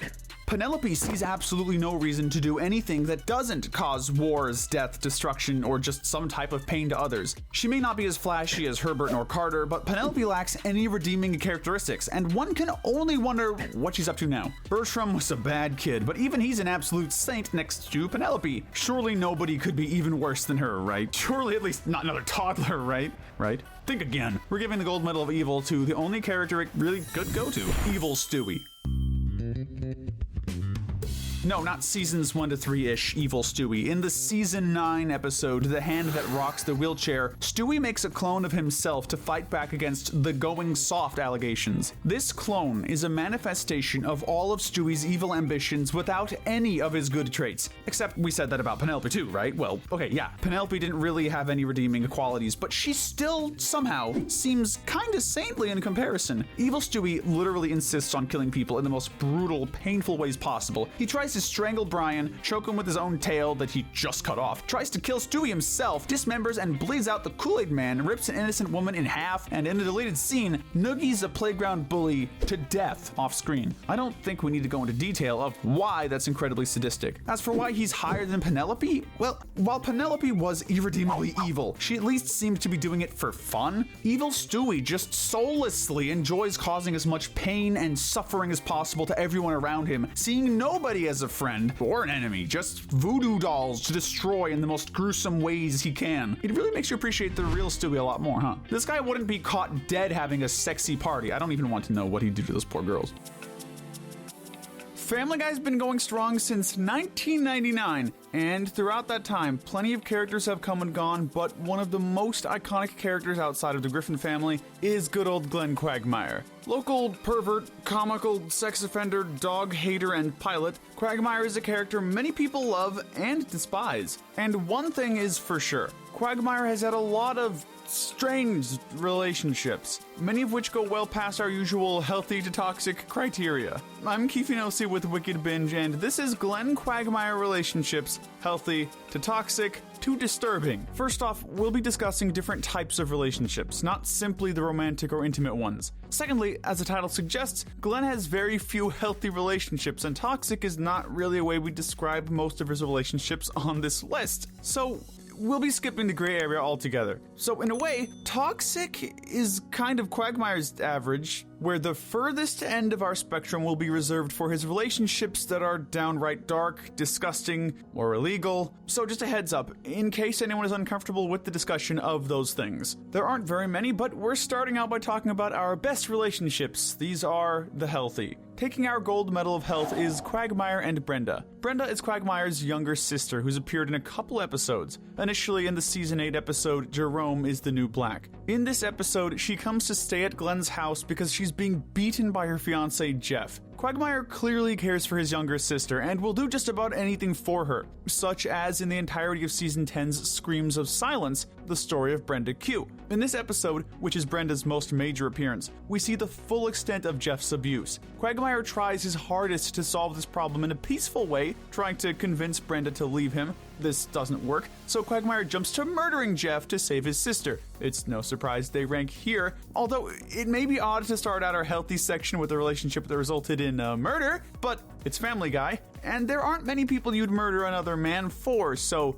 they definitely have to take gold. Earning our silver medal of health is the relationship between Quagmire and Cheryl Tiegs. Cheryl Tiegs makes up one of Quagmire's first relationships and his first celebrity crush. As early as Season 3's Mission Impossible, we can see this because Glenn has a poster of Tiegs in his home. In Season 4's The Perfect Castaway, Glenn even mentions that if he were blind, every woman who he slept with would be Tiegs. Yeah, and every woman I did would be Cheryl Tiegs. The Season 8 episode, Jerome is the New Black, reveals the full extent of their relationship because they were in a happy, serious relationship when Glenn was young. The two broke up because of that damn James Woods, which apparently led to the perverted man that Glenn had become, due to feeling emptiness in his soul. This is used against him later by Brian, who starts dating Cheryl Tiegs just to mess with him. This is no doubt one of his healthiest relationships, and it's sad that this relationship failing is what led Glenn to become the man that he is. Our bronze medal of health goes to Quagmire and Ida.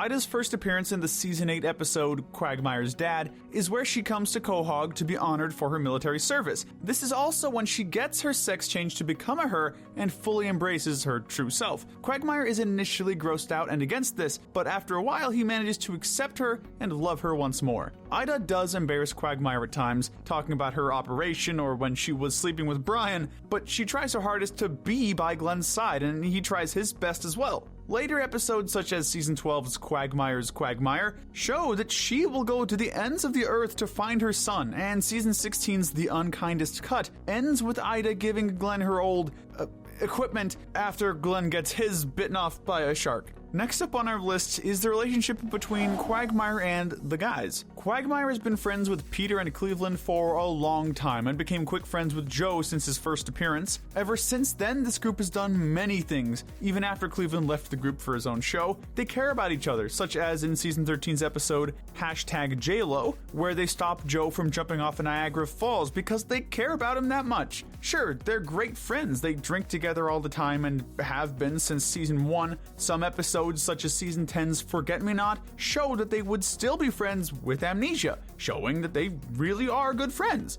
But there are also plenty of episodes where the exact opposite is also true. They fight a lot, which is kind of the reason they don't grab a medal here. Episodes like Season 12's Brian's Bad Dad has Peter and Quagmire shooting each other. Season 16's Fox in the Men House has Peter abandon them because he found somebody cooler. And the Season 15 episode Passenger Fatty 7 is all about Quagmire's friends thinking less of Quagmire because of the autopilot feature. But while they fight, they always stick together in the end, meaning they definitely deserve to be in the healthy section at least. Next up on our list is Quagmire and Anna Lee. In the Season 8 episode Quagmire's Baby, we're introduced to Anna Lee, the titular baby. She was left on Quagmire's doorstep during a garage sale he had by one of Glenn's one-night stands. He tries his best to be a good dad to the young girl, but it shows to not be a very easy situation for him, especially since she continually interrupts any of his romps. Now, he initially gives her up to the foster care system because of the aforementioned interruptions, but he regrets this decision.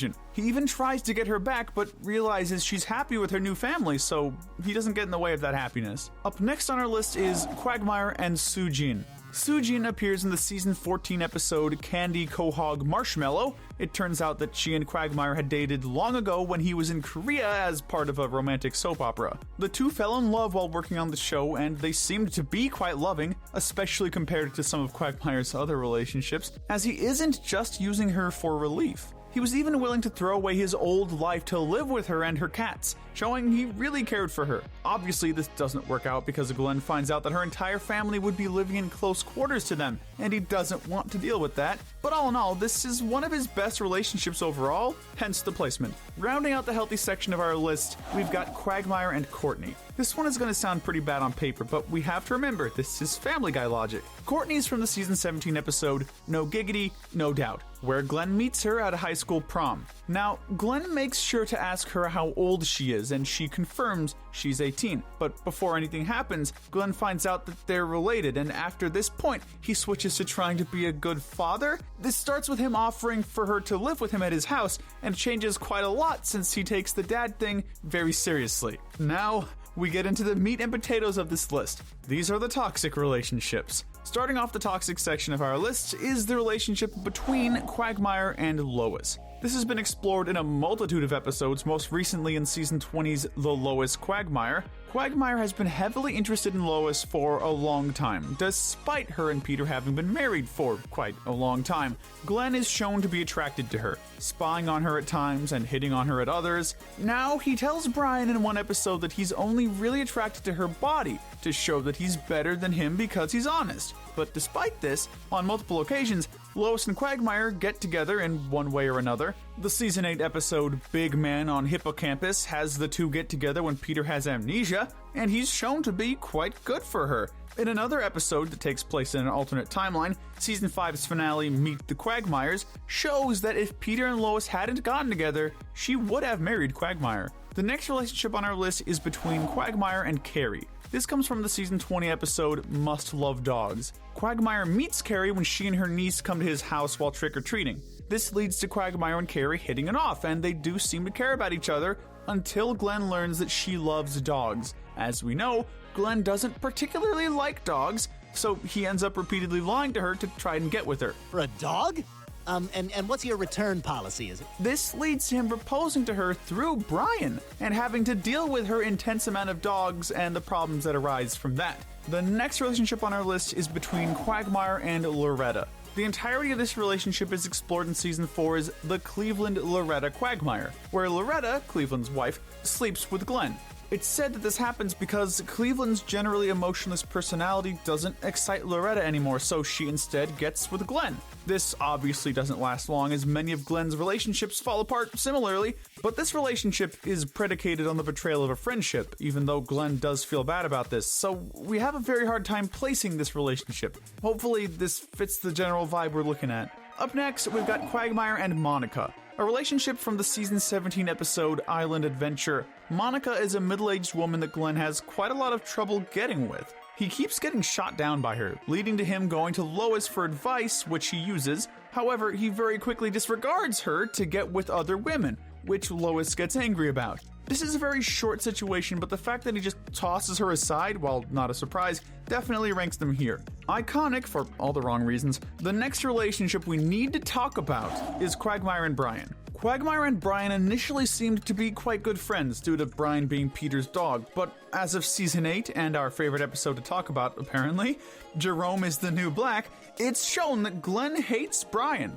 Glenn hates Brian for 101 reasons, including, but not limited to, constantly hitting on Lois, driving a Prius, looking down on religious people, being untrustworthy, more. I could forgive all of that, all of it, if you weren't such a bore.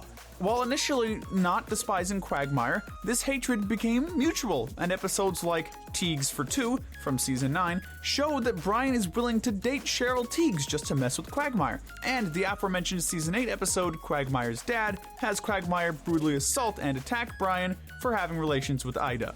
Even more recent episodes like Season 20's Must Love Dogs explore this relationship in depth, with Quagmire using Brian to get into bed with a woman. Brian even forces the two to get married, much to Glenn's chagrin. We've only scratched the surface on this relationship, but it definitely deserves this spot on our list. But now we get down to the worst possible relationships. These are the disturbing. Quite short, but the next on our list is Quagmire and Sandra from the Season 15 episode, The Dating Game. When Glenn finds out about the hookup app Tinder, he becomes a crazed husk of a man unlike himself that Peter and the gang have to fix. After fixing Glenn, he becomes depressed about what had happened and feels like he's lost his spark until he meets Sandra. He immediately tricks Sandra into sleeping with him by telling her a phony story about his dead twin brother and taking her home.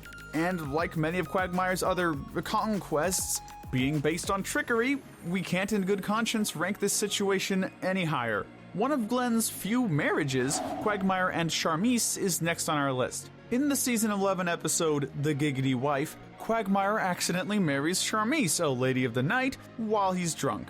He doesn't particularly like her too much and tries to break up with her by pretending to be gay. This doesn't go too well because she tries to force him into having gay relations with Peter to prove it. The two eventually manage to split up, but not before a terrible breach of privacy, mostly on the part of Charmise, which is quite the change considering Glenn is usually the one who provides all of the terrible moments in the series. Another very short one we still need to talk about is Quagmire and Tracy Bellings. In a flashback during the Season 12 episode of Fistful of Meg, it's revealed that Tracy is one of Quagmire's earliest relationships. Tracy was a bully who berated Glenn over his choice of Royal Crown Cola rather than Coke or Pepsi. This led to a mix of an assault and a sexual encounter that has stuck with Quagmire for most of his life. Apparently, this was the start of a long abusive relationship that was mostly public. The weirdly popular Quagmire and Meg relationship ranks next on our list. Now, Meg and Quagmire interact quite often, them being neighbors and Meg being the daughter of Glenn's best friend, but they don't really get together until the Season 10 episode,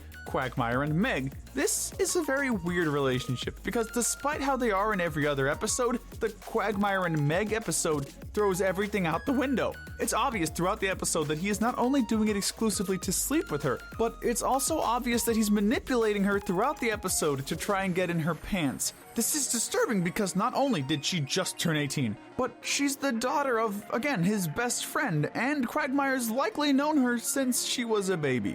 Up next on our list, we've got Quagmire and Brooke Roberts. This is a relationship that only appears in Season 4's Brian the Bachelor, where both Brian and Quagmire are on The Bachelorette to date Brooke Roberts. Quagmire is one of the first bachelors to get a rose during the show, showing that Brooke liked him at least a little bit. However, this falls into the disturbing category for good reason, because on their private date, which was being filmed because it's a reality show, he roofied her and tried to take advantage of her. He luckily doesn't get to that point because he catches the camera people, but he was just about to. In fact, he ends up in the final 2 because Brooke is unaware of what happened. He doesn't end up winning because he was trying to have a 3-way between him, Brooke, and his own mother, which is a whole other can of worms. The next relationship is a short one, between Quagmire and Jennifer Love Hewitt. In the Season 3 episode, Stuck Together, Torn Apart, it's revealed that Jennifer Love Hewitt is the niece of Mort and Muriel Goldman, who they set up on a date with Peter. At the end of the night, Lois breaks up the date between Peter and Jennifer,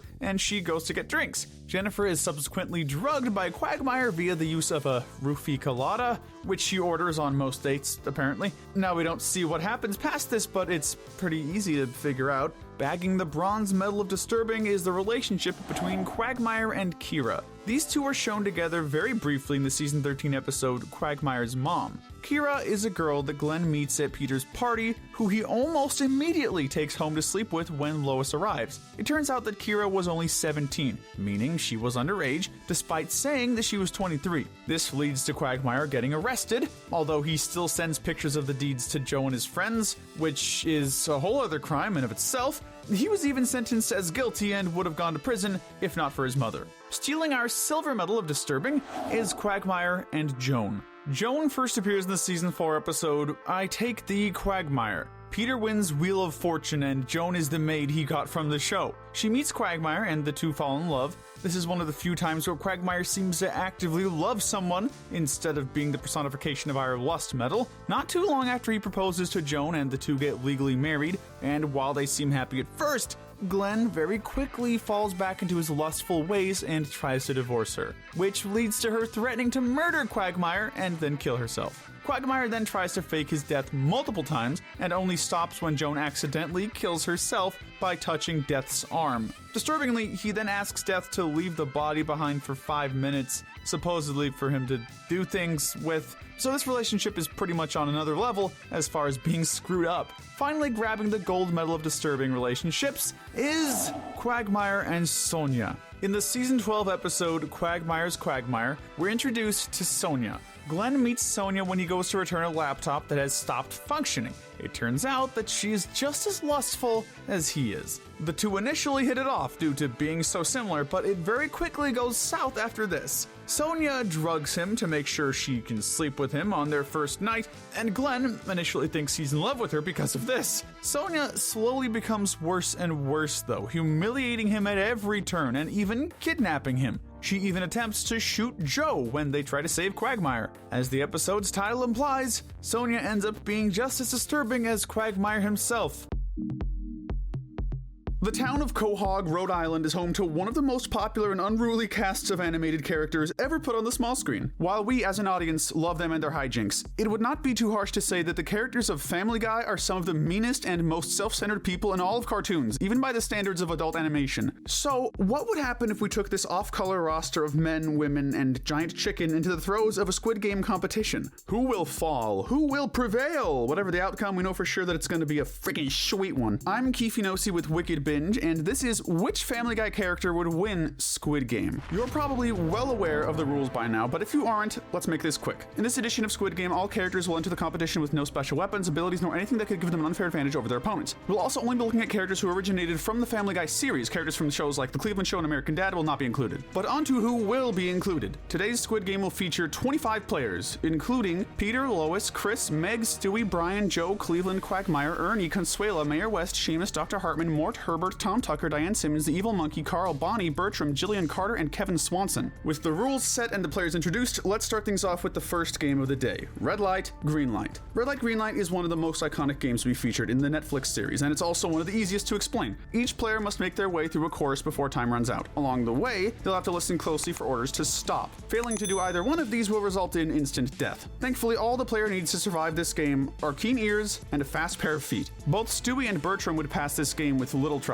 They're among the smartest characters in the entire show and a couple of the fastest too. Neither one would see this game as a particularly hard challenge to overcome. Brian is another character that would survive without much of a problem. Though he's honestly more human than canine, he still knows how to listen for command. Sorry, I don't do dog shows. It's not my thing. And the ability to run on all fours would likely allow him to be the first to win the game. We also believe that the Evil Monkey would succeed here for similar reasons. Between his great athleticism and patient mind, he'd be out of this game in no time. Sadly, not every character will make it out of this first game, and the first one on the chopping block is, of course, Meg. Why, you may ask? Well, this is Family Guy we're talking about. It would honestly be weirder if she wasn't the first character to get eliminated. Mort is the second loss of the game, and one we saw coming. Mort is very cowardly, and his tendency to panic will cost him his life. We also have to say goodbye to Quahog's Mayor Adam West this round. West is a pretty naive character when you look at him. He'd likely not take the rules of the game as seriously as he should, which would lead to his elimination. Our fourth and final death of this game is Jillian. A character ironically well remembered for being rather clueless, we doubt that Jillian would remember the rules of the game as soon as it starts, which is ultimately what will seal her fate.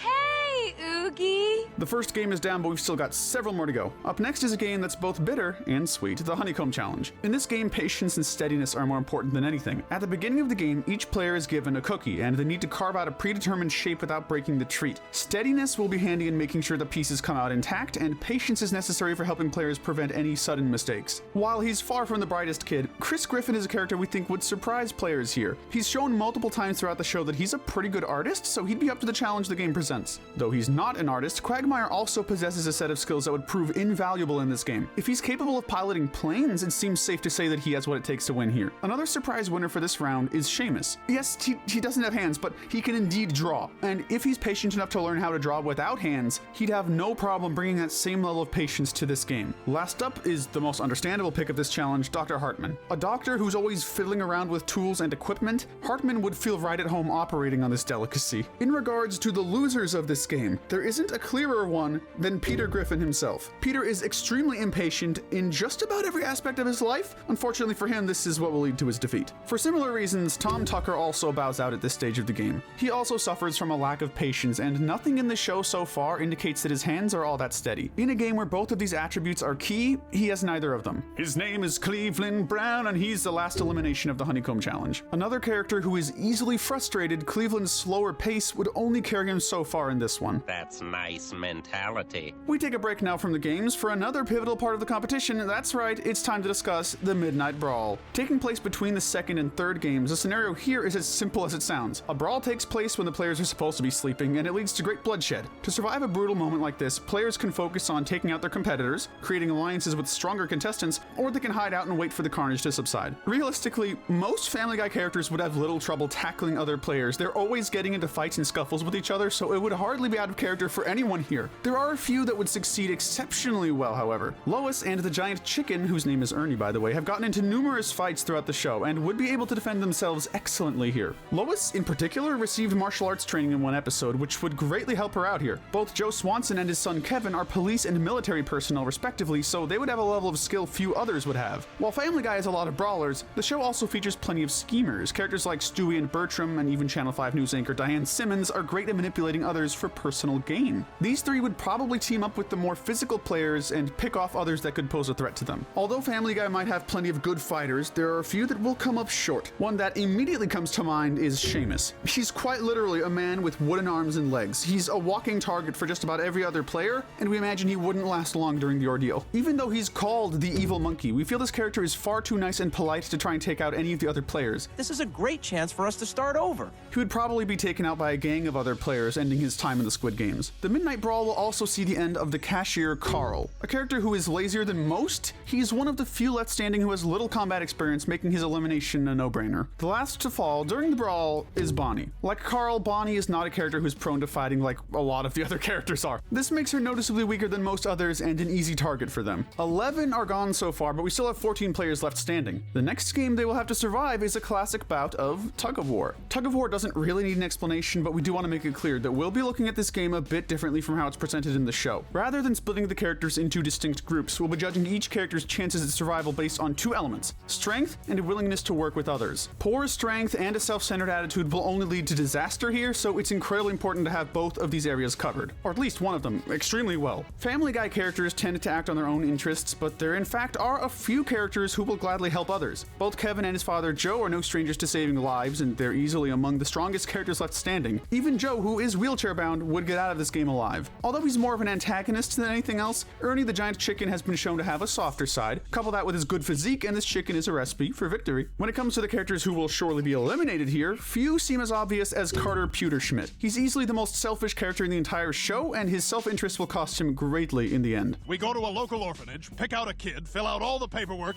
and then don't take him home. Consuela doesn't have the strongest build out of the show's many characters, and she's also not one for teamwork. To say she's not making out of this one alive would be quite an understatement. Though Herbert has somehow managed to survive a rather lengthy amount of time in this contest, it'll be this challenge that will prove to be his breaking point. Without a doubt, the weakest character in the show, Herbert would offer little help to anyone in this game. We're down to the final 11 as we get to a particularly important moment in the series, the marble game. Unlike every other game played in the show, the marble game doesn't have a strict set of rules to follow. Players are put into groups of 2 and are to obtain their opponent's marbles before the game ends. This level of freedom is something that especially the cunning and ruthless players will use to their advantage. More than anything else, players will need to show their smarts if they're to get the upper hand. In a game like this, few will prove to be as dangerous as Stewie and Bertram. These big-brained babies have the art of manipulation down to a T, and will use it to help make this game theirs. Likewise, Diane Simmons has proven to be a master schemer in prior episodes. If she could orchestrate several murders and cover them up, she could easily outsmart her opponents in a marble game. Of the characters left standing, few seem as ill-equipped for a game like this as Chris does. He's an easy character to manipulate, and he's not too bright either. Add these traits together, and you've got a surefire recipe for disaster. Though she isn't the dumbest character in the show, Lois is far too trusting, especially of the previously mentioned characters. Any of them could get the jump on her, and she wouldn't notice until it was too late. Quagmire has made it pretty far today, but he's yet another character who's been outsmarted and bamboozled. He's very easy to read, and this is a weakness that his opponents will be quick to exploit. The final character to fall during this game will be Kevin Swanson. Though he's great physically, he's not the smartest, especially compared to who he's up against. Now we finally made it to the penultimate game, Glass Stepping Stones. Glass Stepping Stones is a game that sounds simple, but is far more complex the more you look into it. Players need to make it across a series of glass stones, but many of them are made of a material that looks just like glass, but will cause the players to fall to their deaths upon walking over. In a game like this, all you need is patience, agility, and a lot of luck. Obviously, Joe Swanson is the first death of the game. He is immediately at a disadvantage due to the fact that this game is not wheelchair accessible, so sadly the fact that he needs one will cost him his chance at winning. Dr. Hartman might be intelligent, but is he smart enough to tell different types of glass from one another? Okay, heart sounds good.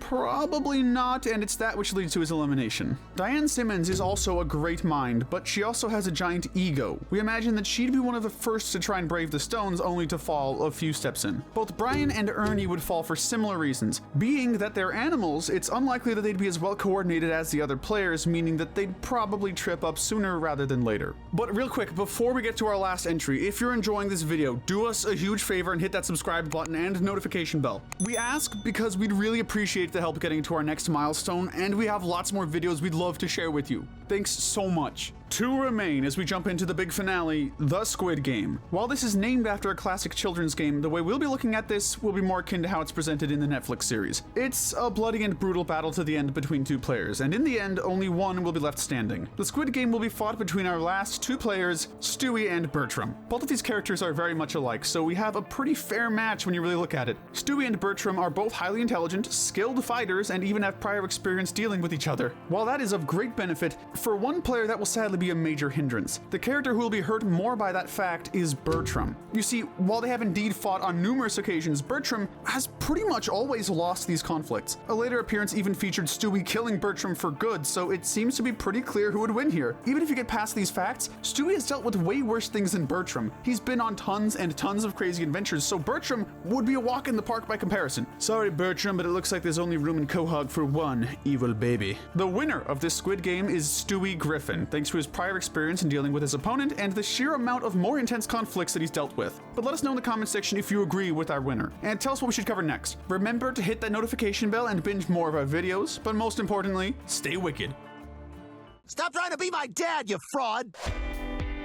Whose leg do you have to hump to get a video about Brian Griffin's relationships around here? Not mine, no, seriously, don't. We'll just give it to you. Family Guy's mostly beloved pet dog has charmed his way into the hearts of viewers for years, and he has quite a way with women too. Given the fact that he's a dog, that's concerning, but this is Family Guy we're talking about. And somebody's been rooting in a sardine can. I'm Keefe Nossi with Wicked Binge, and these are Brian Griffin's relationships, healthy to toxic to disturbing. As usual, we'll start with the best relationships before we descend down into the toxic. These are the healthy relationships. You've got a lot to see in this list, and it all starts with Pearl Burton taking home the gold medal of healthiness.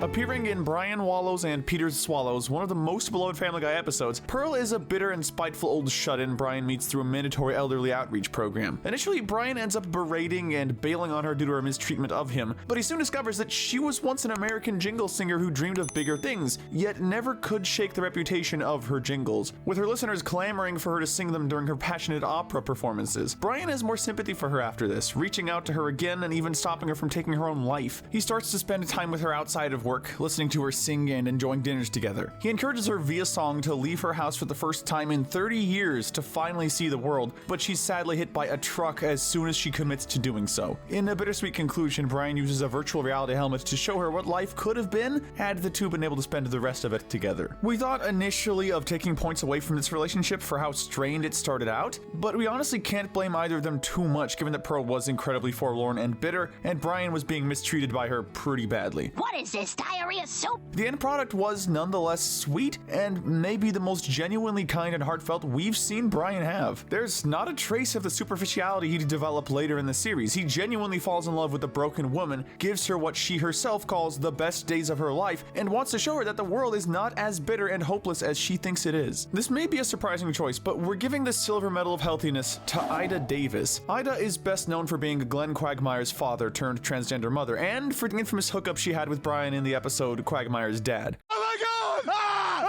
While Brian was rather disgusted upon learning that she was once Quagmire's father, Dan Quagmire, years later the two met up at a bar in Brida and rekindled their relationship. It does admittedly take some effort on Brian's part to be comfortable with their newfound time together, but surprisingly, Brian ends up choosing to date Ida for real, and the two slowly build a genuinely sweet relationship. Despite the strain between Glenn and Brian, he makes an effort to connect with him, as awkward as it may be. Unfortunately, it's this very strain that makes Quagmire unable to accept their relationship, despite all of Brian's well-intentioned efforts. Not wanting to choose Brian over her own son, Ida bids him farewell. They split on good terms, and their relationship ended up surprisingly healthy, especially when Brian's initial disgust at their fling is considered. She takes home the gold at your typical dog show, but Ellie still earns our bronze medal of healthiness. As the only dog Brian's dated since Seabreeze, man, it's weird that it took more than 10 seasons to revisit that, huh? Ellie is a show dog that Brian meets at the vet. The two actually get along really well from the get-go, with Ellie even assuring Brian that he doesn't have to try hard to impress her, and that she likes him for himself. Given how shallow Brian's relationships oftentimes are, we'll get to those, it's a nice change of pace for him to authentically get along with somebody so quickly. When he learns that Ellie is a show dog who may only be bred with by the winner of a dog show, Brian enters it with the intent of winning, and while this might sound like one of his usual schemes to get laid, here he genuinely wants to keep the connection he has with Ellie. Sadly, things don't pan out when Brian realizes that the grand prize is less intimate than one might expect. Rather than expecting Ellie to change her lifestyle of forced breeding for him, Brian breaks things off on good terms, acknowledging that their worlds just couldn't mix the way he'd hoped. Ha! He's blowing it! He can't do it! It's a real shame because, despite their differences, Brian and Ellie had a genuine connection, and despite earlier episodes suggesting he found them degrading, he was willing to enter and even win a dog show to keep that connection. And as sad as it is to say, we've already reached the end of the good territory. This is the gray area. Here we have the relationships that definitely could use some work. Lauren Conrad is first in this territory, a Family Guy-ified version of of The Hills star by the same name, Lauren Conrad was something of a rebound for Brian after he found out that his ex-girlfriend Jillian was getting married. Lauren and Brian initially hit it off with their love for the finer things in life. However, things start to fall flat when Lauren illustrates that she's actually smarter than Brian, a fact that Brian just can't get over. Come on, Brian. You know America doesn't like smart people. Lauren did genuinely care for Brian and wanted their relationship to last, but because of his own ego, Brian couldn't stand being the dumber partner in a relationship. Ultimately, Lauren mainly served as a wheel for Brian to realize the true extent of his feelings for Jillian, even encouraging him to tell her how he feels so that he can at least have closure. Things couldn't have worked out with Brian's ego being considered, but at the end of the day, Lauren ended up being a decent influence on him, even pushing him to get closure with Jillian. Peter may have had James Woods, but Brian had Shauna Parks. Momentarily, that is. In Peter's Got Woods, Brian meets Shauna at a PTA meeting Peter didn't want to go to, and when the two set up a date, he tries to impress her by really expressing just how not racist he is, even pitching the idea of renaming the school after Martin Luther King instead of keeping it named after James Woods. The idea goes under, however, and so does Brian's relationship with Shauna when, upon her giving an ultimatum of bailing on his friendship with Peter or losing his relationship with her,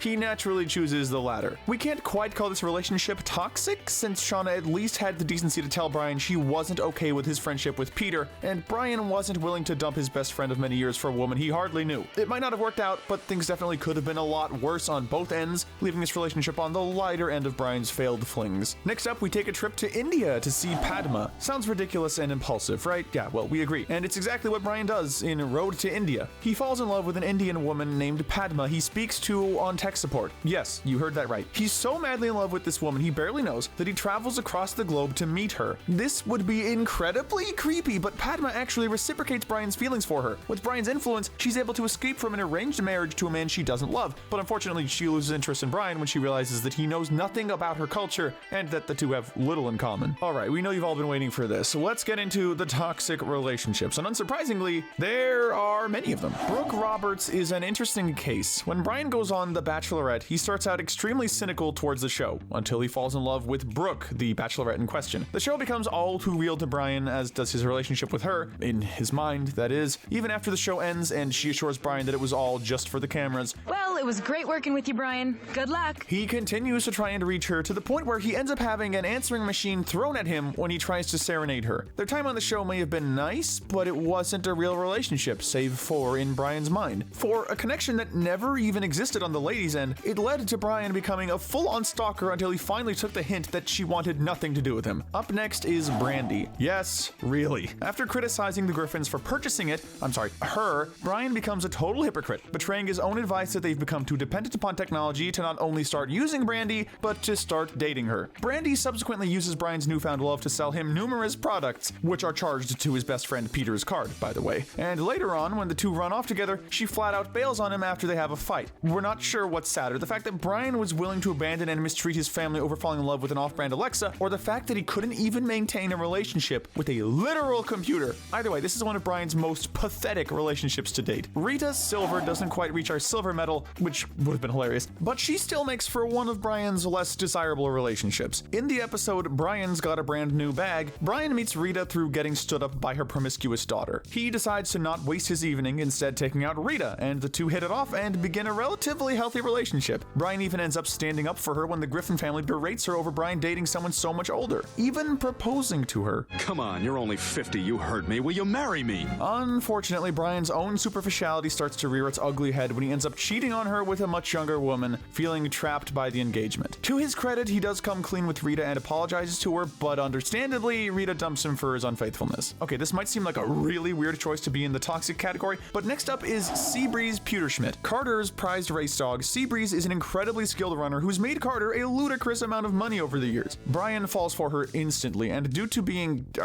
we'll say suppressed, Brian rushes onto the dog track during one of her races and does the deed. Seabreeze seemed pretty surprised, and while Brian was very apologetic to both her and Carter, this was still basically assault in at least one form. We get that Brian is a dog, but he has the general intelligence of a human, so he really should have been able to control himself better. To Brian's credit, he does at least opt to take care of his puppies, so treasure this as one of the last times on this list he'll even try to do the right thing, only to find out that Ted Turner is the father instead. We hate to keep using the term dog as derogatory, but come on, man. Now let's visit Bonnie Swanson next door. Bonnie lives next to the Griffins as Joe Swanson's wife. Brian and her her end up impulsively kissing at a party after a heartfelt chat, and they end up running away together when Joe's revenge schemes go too far, deciding that both of them deserve better than families that don't make them happy. First of all, Bonnie and Brian's relationship is a product of adultery, which in and of itself makes it at least a little bit toxic. They don't get us, Bonnie, and you deserve better than this. But when times get tough and the two have to work to make ends meet, they become increasingly critical of each other and end up breaking things off, realizing they're awful for each other and resulting in Bonnie and Joe reconnecting. Let's talk about Cheryl Teagues and remind ourselves of just how petty Brian can get. When Brian gets dumped by a woman he's trying to start a relationship with, thanks to Quagmire's class on picking up women,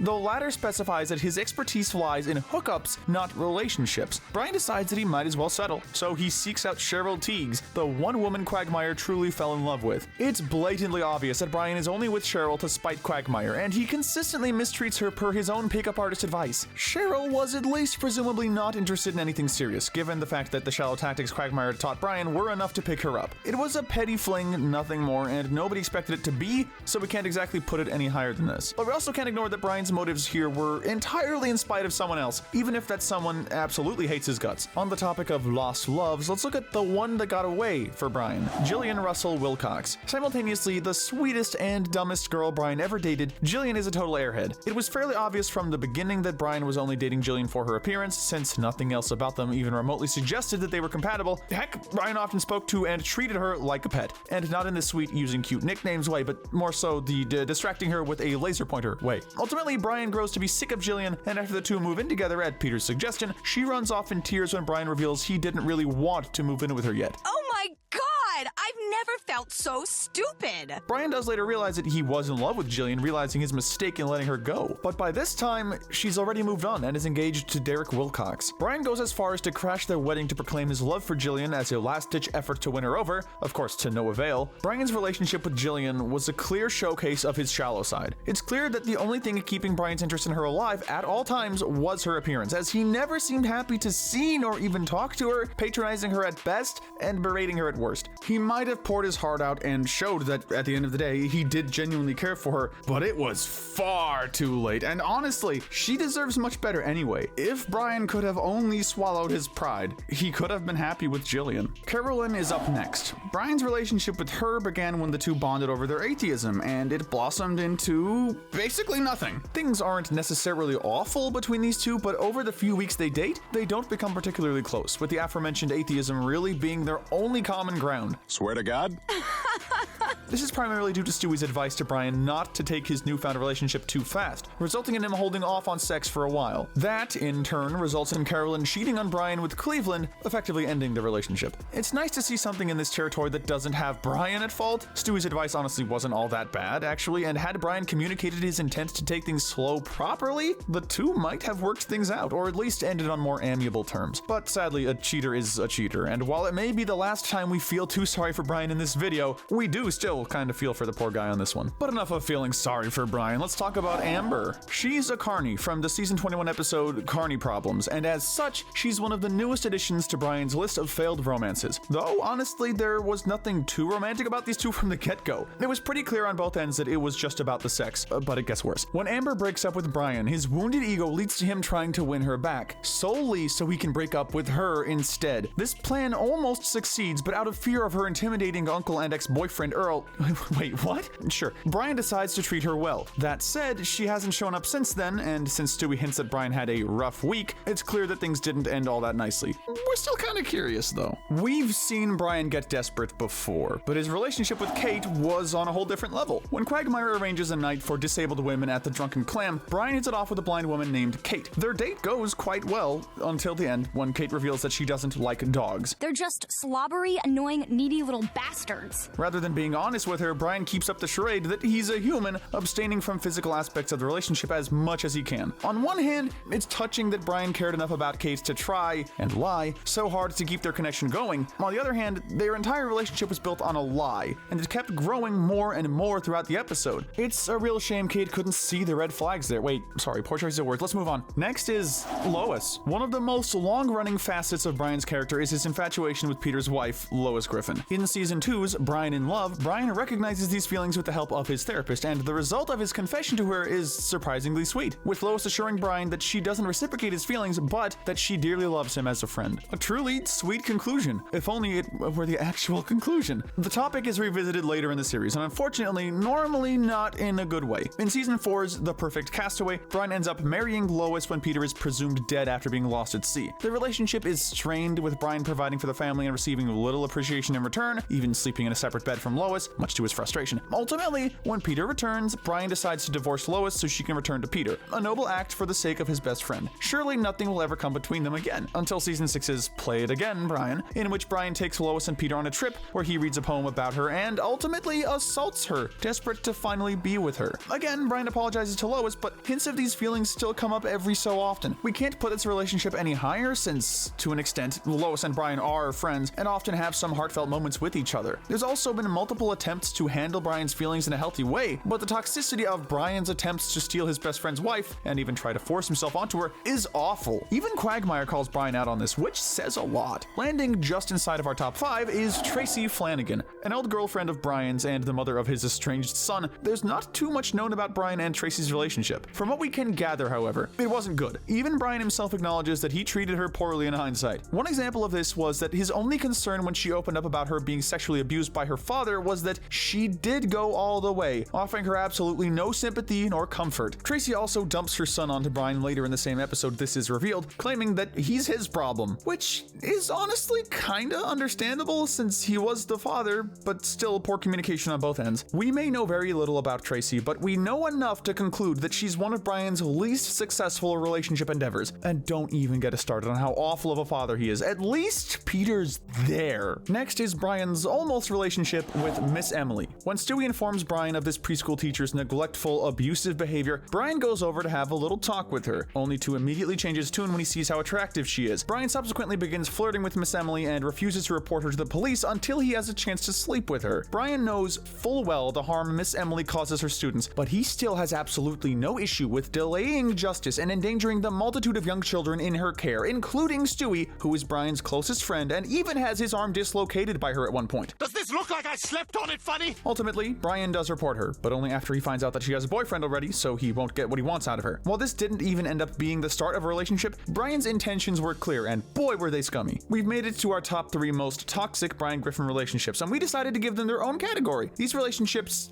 are disturbing, straight up. The bronze medal of toxicity goes to Tori. Returning to the theme of cheating spouses, Tori is a woman Brian met at a car wash. The two hit it off and ultimately sleep together. Brian, to his credit, didn't initially know that Tori was married. However, even once she reveals this to him, he has no problem pretending to be the family dog so they can continue their fling. When Tori's husband Vic, a former Navy SEAL, suspects her of cheating, he enlists Brian as a guard dog to catch the culprit. Additionally, Tori herself leaves to stay with her mother with no regard for her recent lover's safety. She's perfectly content leaving him chained up in the yard. It's hard to believe that the character who was once the Griffin family's voice of reason has devolved into one who's willing to pretend to be a pet just so we can continue having an affair with the wife of a former Navy SEAL. Arguably Brian's creepiest attempt at a relationship, the silver medal of toxicity goes to Patty.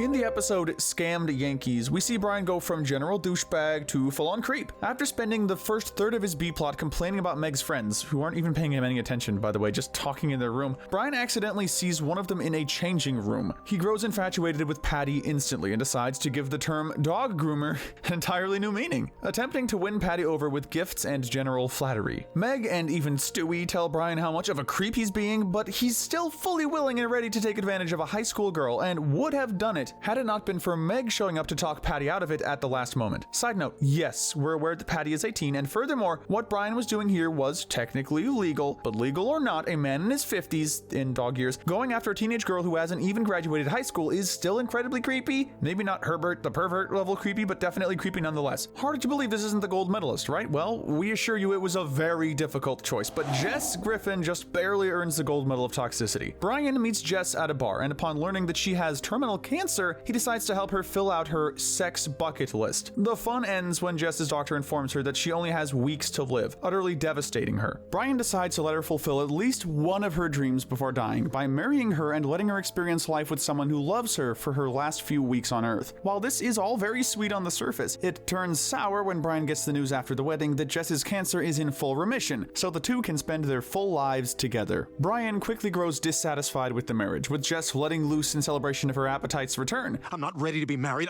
I gotta get a divorce. It's hard to blame him for not wanting to marry someone he didn't know all that well and ultimately only proposed to because she was literally going to die. But that doesn't give him an excuse for letting her choke to death at a restaurant to get out of the marriage. Brian initially plays it off as struggling to find information about how to do the Heimlich maneuver, but when she miraculously wakes up after the funeral, Brian's sobbing and the next episode's ending flat out confirms that he let Jess die rather than continue the marriage. Brian's lack of communication skills has been noticeable before, but never this detrimental. That said, Jess isn't innocent either. However, when Brian begins to also let himself go, breaking his hip in the process, Jess starts having to take care of him all hours of the day. Naturally, this is too much for her to handle, so she hires some help, is what we'd say if she were a reasonable human being. No, instead she opts to have Brian euthanized. At the end of the episode, the two conclude that they deserve each other because marriage is just a bond between two people who hate each other. Their words, not ours. It's an awful message from two awful people who have done awful things to each other. Brian's selfishness is on full display here, and it would be hard to take the gold medal of toxicity from this relationship. Fine, I'll play along.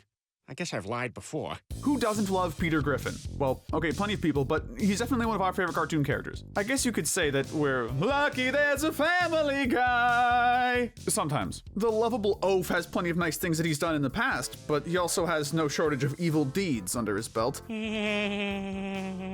I'm Keefe Inosi with Wicked Binge, and these are Peter Griffin's deeds. Good to evil. If we were to rank everything Peter has done in Family Guy, especially given how many cutaway gags there are, we'd be here all day. So cutaways are off the table, unless they actually tie into the episode's plot. The good deeds. First up is Peter refusing to revenge cheat on Lois. Only in Family Guy could there be a plotline as absurd as a man befriending Bill Clinton, resulting in his wife sleeping with him. Peter understandably feels betrayed when he learns that his wife has been unfaithful with his new friend, again Bill Clinton, and the troubled couple decides on a solution. Peter will sleep with a woman of his choice to even things out. Peter chooses Lois's mother. Not gonna think too hard about that. But when the time comes, Peter decides against it, declaring that he would never want to do anything to hurt his wife. All I know is I don't want to do anything to hurt you. This episode is rightfully cited by many as the beginning of Lois and Peter's marriage going further and further down the drain. But if nothing else, Peter was very sweet here, especially given how hurt he was. Now, just hear us out. Peter committing welfare fraud for his family is counted among his good deeds. For this entry, we're going back to the very first episode of Family Guy. In Death Has a Shadow, Peter unwittingly commits welfare fraud when the government sends him way more money than expected. Not exactly a great deed to start out, until you realize that it wasn't done on purpose. Well, not necessarily.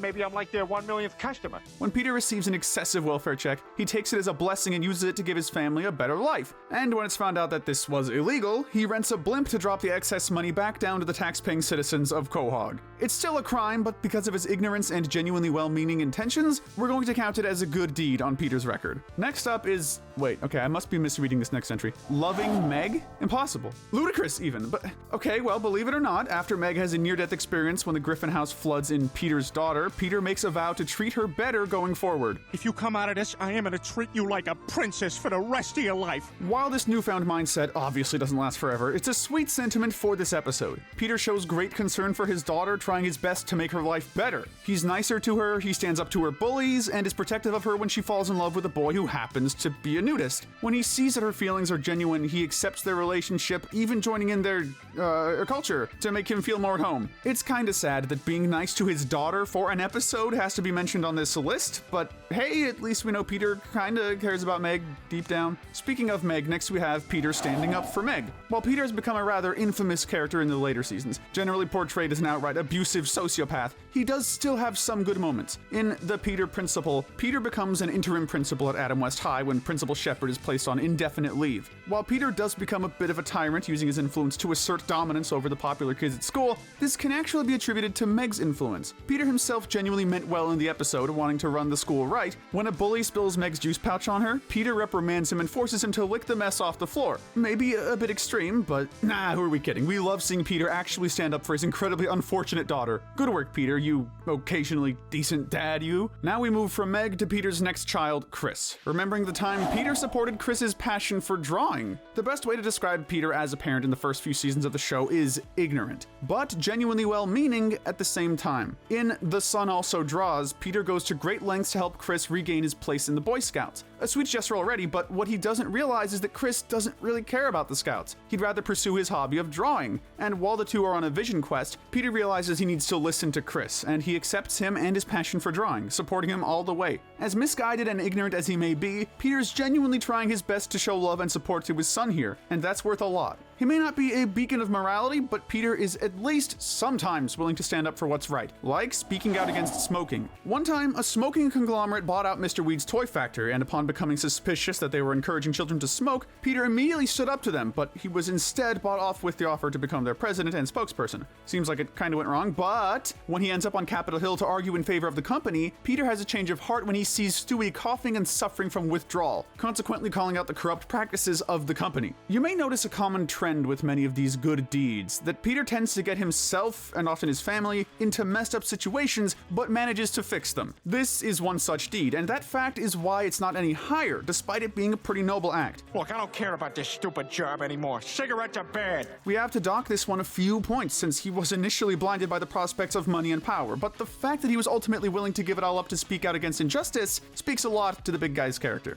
Somebody call Long John Peter, because next up is hunting down Daggermouth. What Peter almost always lacks in foresight, he makes up for in wacky schemes that somehow work out. Case in point, when Peter lists his house and everything in it as collateral to pay for a new fishing boat. He ends up owing $50,000 to the shady bank he got it from. The only option to save his home is to hunt down the legendary Daggermouth, a trek from which nobody has ever returned alive. Nonetheless, Peter still takes it on and actually succeeds for the sake of his family. This deed falls into the same boat as the last one in that, as impressive and noble as it is, Peter still very much got himself and his family into it. It wasn't malicious, sure, but it was reckless and irresponsible, which docks it just a few points. Returning to the later seasons, we have Peter trying to show Carter the Christmas spirit. It's no secret that Peter and Carter have a pretty toxic relationship, possibly one of the most toxic in the whole show, but that doesn't stop Peter from trying his best to show him the Christmas spirit in this episode. When the Quahog Christmas Carnival is suddenly cancelled by him, Stewie's understandably upset, so Peter does his best to change Carter's mind with various Christmas activities. Drink the nog, Carter. Drink the nog, Carter.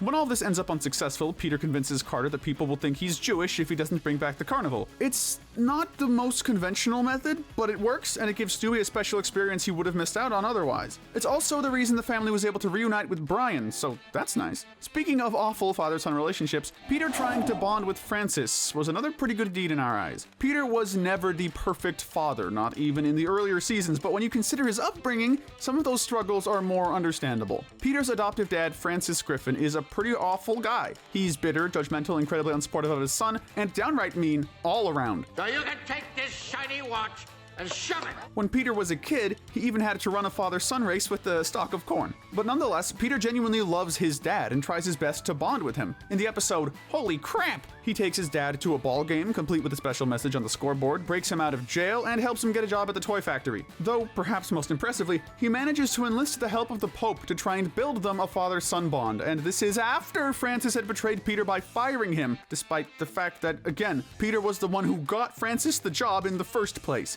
Francis is a total jerk, both as a person and a father, but that makes Peter's continued love and devotion to both his own family and his father that much more impressive. As far as romantic gestures go, turning down $1 million to marry Lois is pretty high up there. The way this episode starts, you'd think it would belong in the other half of this video. Peter flakes on Lois's anniversary celebration so he can spend the day golfing instead. After he's struck by lightning and has a reunion with Death, who warns him that his marriage is in jeopardy, Peter's reminded of how he met and fell in love with Lois in the first place, and how passionate he was about her. This included him turning down a check of $1 million from Carter, who didn't approve of their relationship, showing that no amount of money was enough to make Peter abandon his one true love. Considering how greedy Peter can oftentimes be, that's pretty darn impressive. Reminded now of his passion for Lois, Peter convinces Death to get Peter Frampton to play a song for Lois as an anniversary gift, showing that he'd learned his lesson and that Lois meant more to him than anything else. Taking Brian in was another before the series deed that paints Peter's friendship with Brian in a new light. In Brian, Portrait of a Dog, it's revealed that Peter took him in from the streets. He was a homeless stray struggling to make ends meet when Peter felt empathy for him and took him home to become part of his family. This is sweet in and of itself, life. And it's even more selfless when you consider that, since Brian has all the cognitive capabilities of a human in the Family Guy world, this was basically the equivalent of Peter taking in a homeless man off the streets. Ever since, the two have become best friends, and while they aren't perfect to each other, at the end of the day, they're always there for each other. Some examples being Brian offering to give Peter one of his kidneys, a transfer which would kill him, and Peter vouching for Brian in court so that he'd be able to keep his children. Even later on in the same episode, Peter saves Brian's life when he's threatened with lethal injection, one of many testaments to their bond. It's clear that this selfless deed had a huge impact on both of their lives, which gains it a lot of points. Peter standing up for immigrant workers is up next, and it's just inside our top 5. Peter becomes a patriot, and this newfound passion leads to him urging his boss Angela to perform background checks on the brewery's employees to ensure none of them are illegal immigrants. They are part of the Rebel Alliance and a traitor. Take them away! However, this backfires when Peter's mother reveals that Peter himself was an illegal immigrant? Yeah, well, having been born in Mexico, Peter technically was not an American citizen, so Peter ends up fired thanks to his own scheme. But this development has a happy ending. When Lois convinces Carter to hire him as a servant at his mansion, alongside many other immigrant employees, Peter realizes just how tough life is on them, so he helps his fellow Mexicans to stand up against Carter, demanding better conditions and general respect. When Carter offers to pay Peter off by renewing his citizenship, Peter refuses the offer unless he gives all his co-workers citizenship. Unfortunately, Carter refuses to compromise, and Peter's new friend Gerardo insists that Peter take the offer. While it didn't fully work out, and yes, he did more or less get himself into this, Peter striving to help his fellow Mexican immigrants is incredibly admirable, as he was even willing to potentially give up his own citizenship to give them all a fair chance. This is an example of Peter truly learning his lesson and becoming a better person through his experiences and mistakes, and it's easily one of his most genuinely respectable moments. We're moving from Peter Griffin to Lando Griffin for our next entry. When James Woods High has an outbreak of drug use known as toad licking,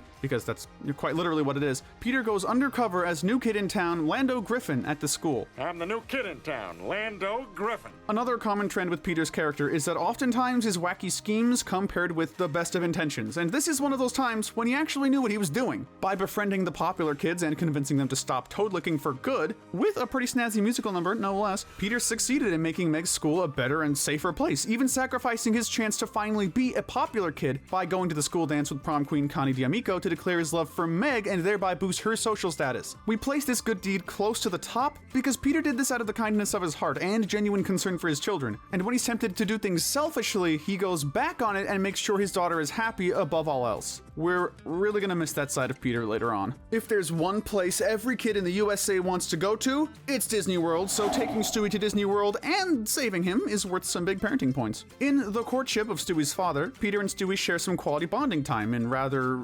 unconventional ways. We'll get to that later. But when Stewie being punished by Lois leads to a rift in his newfound love for the fat man, Peter makes up for this by taking him to Disney World. Disney World! Disney World! Disney World! A sweet gesture by itself, but it gets better. Chaos ensues when Stewie gets lost, trapped, and forced to sing in the It's a Tiny World ride, but Peter rescues him, as well as a bunch of multicultural slave children who are also trapped. He defied death through multiple attractions of the park and even won a fierce battle against Michael Eisner. That takes guts and a lot of heart. Peter may be far from a perfect dad, but moments like these make us like to believe that he's got a heart of gold. This may seem like an odd deed to place quite this high, but think about it. Peter not only took his baby to Disney World, but he also saved him from certain doom and at least 30 other children who had also been captured for who knows how long. We'd say this is Peter's most fatherly deed of all, and one of his most selfless too. Taking a close second is Peter saving a man's life from a fire. For a normal person, growing a mustache wouldn't be a cause to risk your life to save someone. For Peter, it's all the motivation he needs. When mistaken for a firefighter, Peter takes the role surprisingly seriously, and when there's a major fire at the local McBurger town, he comes in clutch and saves the owner's life, losing his mustache in the process, which he put a lot of effort into. What makes this deed have such a high position on our list is that it's an extremely altruistic deed on Peter's part. He doesn't know the man at all, and he doesn't expect anything in return, though he's rewarded with free burgers, but he does this out of the kindness of his own heart, and the desire to genuinely save someone in need. That is a tough one to beat, but at the very top of our list of Peter's good deeds, it has to be the time Peter offered to take a bullet for Lois. As far as it's fallen in recent years, Peter and Lois originally had a very loving, albeit flawed, marriage. In There's Something About Polly, Peter shows some issues with listening to Lois when it comes to important decisions, and this ultimately results in him getting involved with the mafia, of course. When Lois disapproves of his friendship with a man called Big Fat Polly, the result is Polly placing a hit on Lois, so that he won't have to abandon Peter. Peter somehow continues to make this worse and worse course, but he ultimately redeems himself when face to face with the hitman. Peter asks the Don to do him a favor on the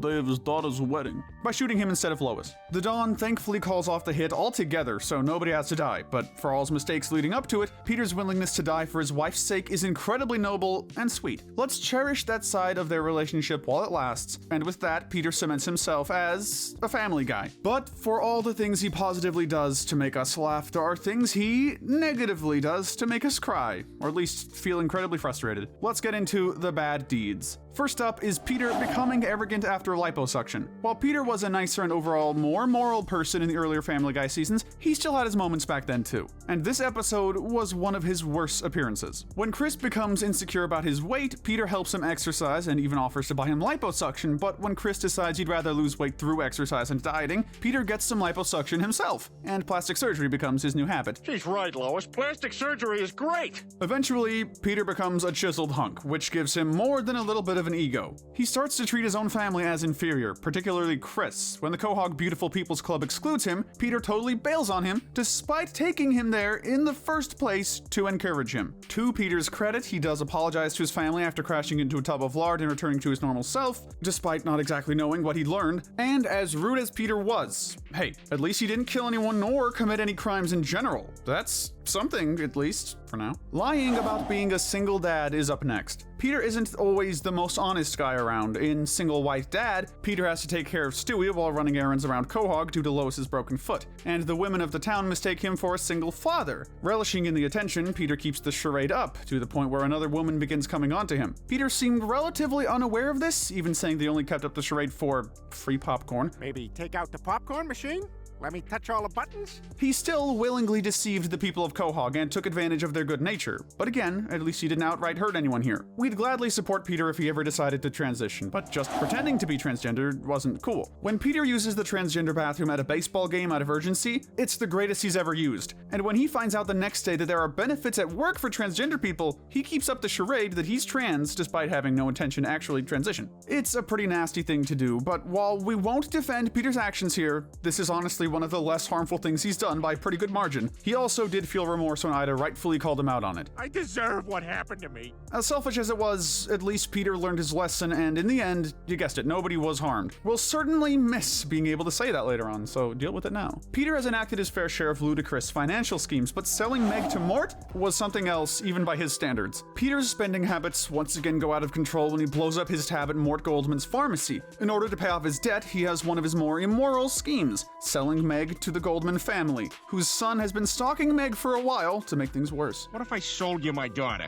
Huh? Peter's essentially enslaving his daughter to the family of a boy who stalks and harasses her to get out of a mess that he got himself into. And before you claim ignorance, the fact that Peter's sales pitch to Mort is that he'll let Neil date her shows that he's definitely aware of it, at least on some level. This isn't ranked as any worse because when Meg goes through with it of her own volition and the Goldmans mistreat her, Peter actually does a lot to help her out of it, even coming up with a plan to have Lois seduce Neil to have him cheat on Meg, thus violating their contract. Still, the fact that he was willing to even consider this is pretty awful in and of itself, so it's certainly worth a mention. We'd feel wrong not to include the chicken feud. Quite possibly the most iconic running gag in the entire series, Peter and his chicken have had beef? Poultry? Since way back in season 2. We feel the need to mention that this all started because Ernie the giant chicken gave Peter an expired coupon. Not only was this likely not malicious on Ernie's part, but even if it were, it's far from a valid excuse to have a brawl across the town that causes mass property damage and uses intense violence. Add on the fact that this rivalry has been going on for over 20 years in our time at least, and you've got one of Peter's most hilarious but petty deeds. But at least Ernie seems to reciprocate the grudge, so we can't exactly pin it all on Peter. Now let's join Peter and Stewie for the classic father-son activity of bullying Lois. Going back to the episode, The Courtship of Stewie's Father, when Peter struggles to find an activity both he and Stewie can enjoy, the answer hits him right on the head. Or rather, it hits Lois. After Stewie cracks up at Peter accidentally dropping canned foods on Lois's head, Peter takes the hint and keeps the fun going, harassing Lois throughout the rest of the day. This culminates in the two knocking Lois into the back of the car, then pushing the car into a river. When I said Bond with Stewie. This is not what I had in mind. It's only not higher because, like some of these other bad deeds, Peter actually meant well here. He only wanted to bond with Stewie, which was a request from Lois herself, and Peter actually showed concern when he realized she might not be able to get out. I mean, it doesn't excuse straight up bullying his wife, but he at least meant well. You'll find this is a running theme in the earlier Family Guy seasons, even at most of Peter's worst moments. When you're as reckless and somehow ignorant as Peter is, good intentions are worth a lot in a discussion of morals, so we put this rather low. Peter's two great loves of manslaughter and property damage converge when he blows up the Quahog Bridge. Only Peter could mistakenly befriend and ultimately aid a terrorist organization. When revisiting this episode, we almost put his friendship with Muhammad in Turban Cowboy in the good category. After all, he went into it with good intentions, genuinely enjoying the company of his new friend, learning all about a new culture, and having no clue of the nefarious intentions at play. He even helps to thwart the plot to blow up the Quahog Bridge, despite the great danger. Unfortunately, what knocks this down to the other side is the very end of the episode, at which point Peter accidentally presses the remote that blows up the Quahog Bridge. Peter and company then flee the scene immediately, an even stranger decision considering Joe was literally right there, and he's a cop. Though it's not like Peter did this maliciously, which at least keeps us from putting it any higher. But he still likely killed many people here with very minimal concern. And I know what you're thinking, but no, it won't be the last time he unintentionally blows something up. Burning Jerome's house down was not cool, and not just because it was a fire. Missing Cleveland while he's in Stool Bend, Peter, Joe, and Quagmire decided to befriend a new guy at the bar named Jerome to fill the token black friend slot in the friend group. While Jerome is perfectly nice and hits it off with the group pretty well, things quickly go south when Peter learns that he's an ex-boyfriend of Lois's. When Peter drunkenly throws a beer bottle through his window out of rage, he ends up accidentally burning the poor guy's house down. Although Peter didn't mean to go this far, we're putting this pretty high because this is one of the few misdeeds on the list Peter never actually apologized for. He let his jealousy lead him to hurt someone who'd been nothing but kind to him, and honestly, he should count himself lucky that Jerome wants anything to do with him after this.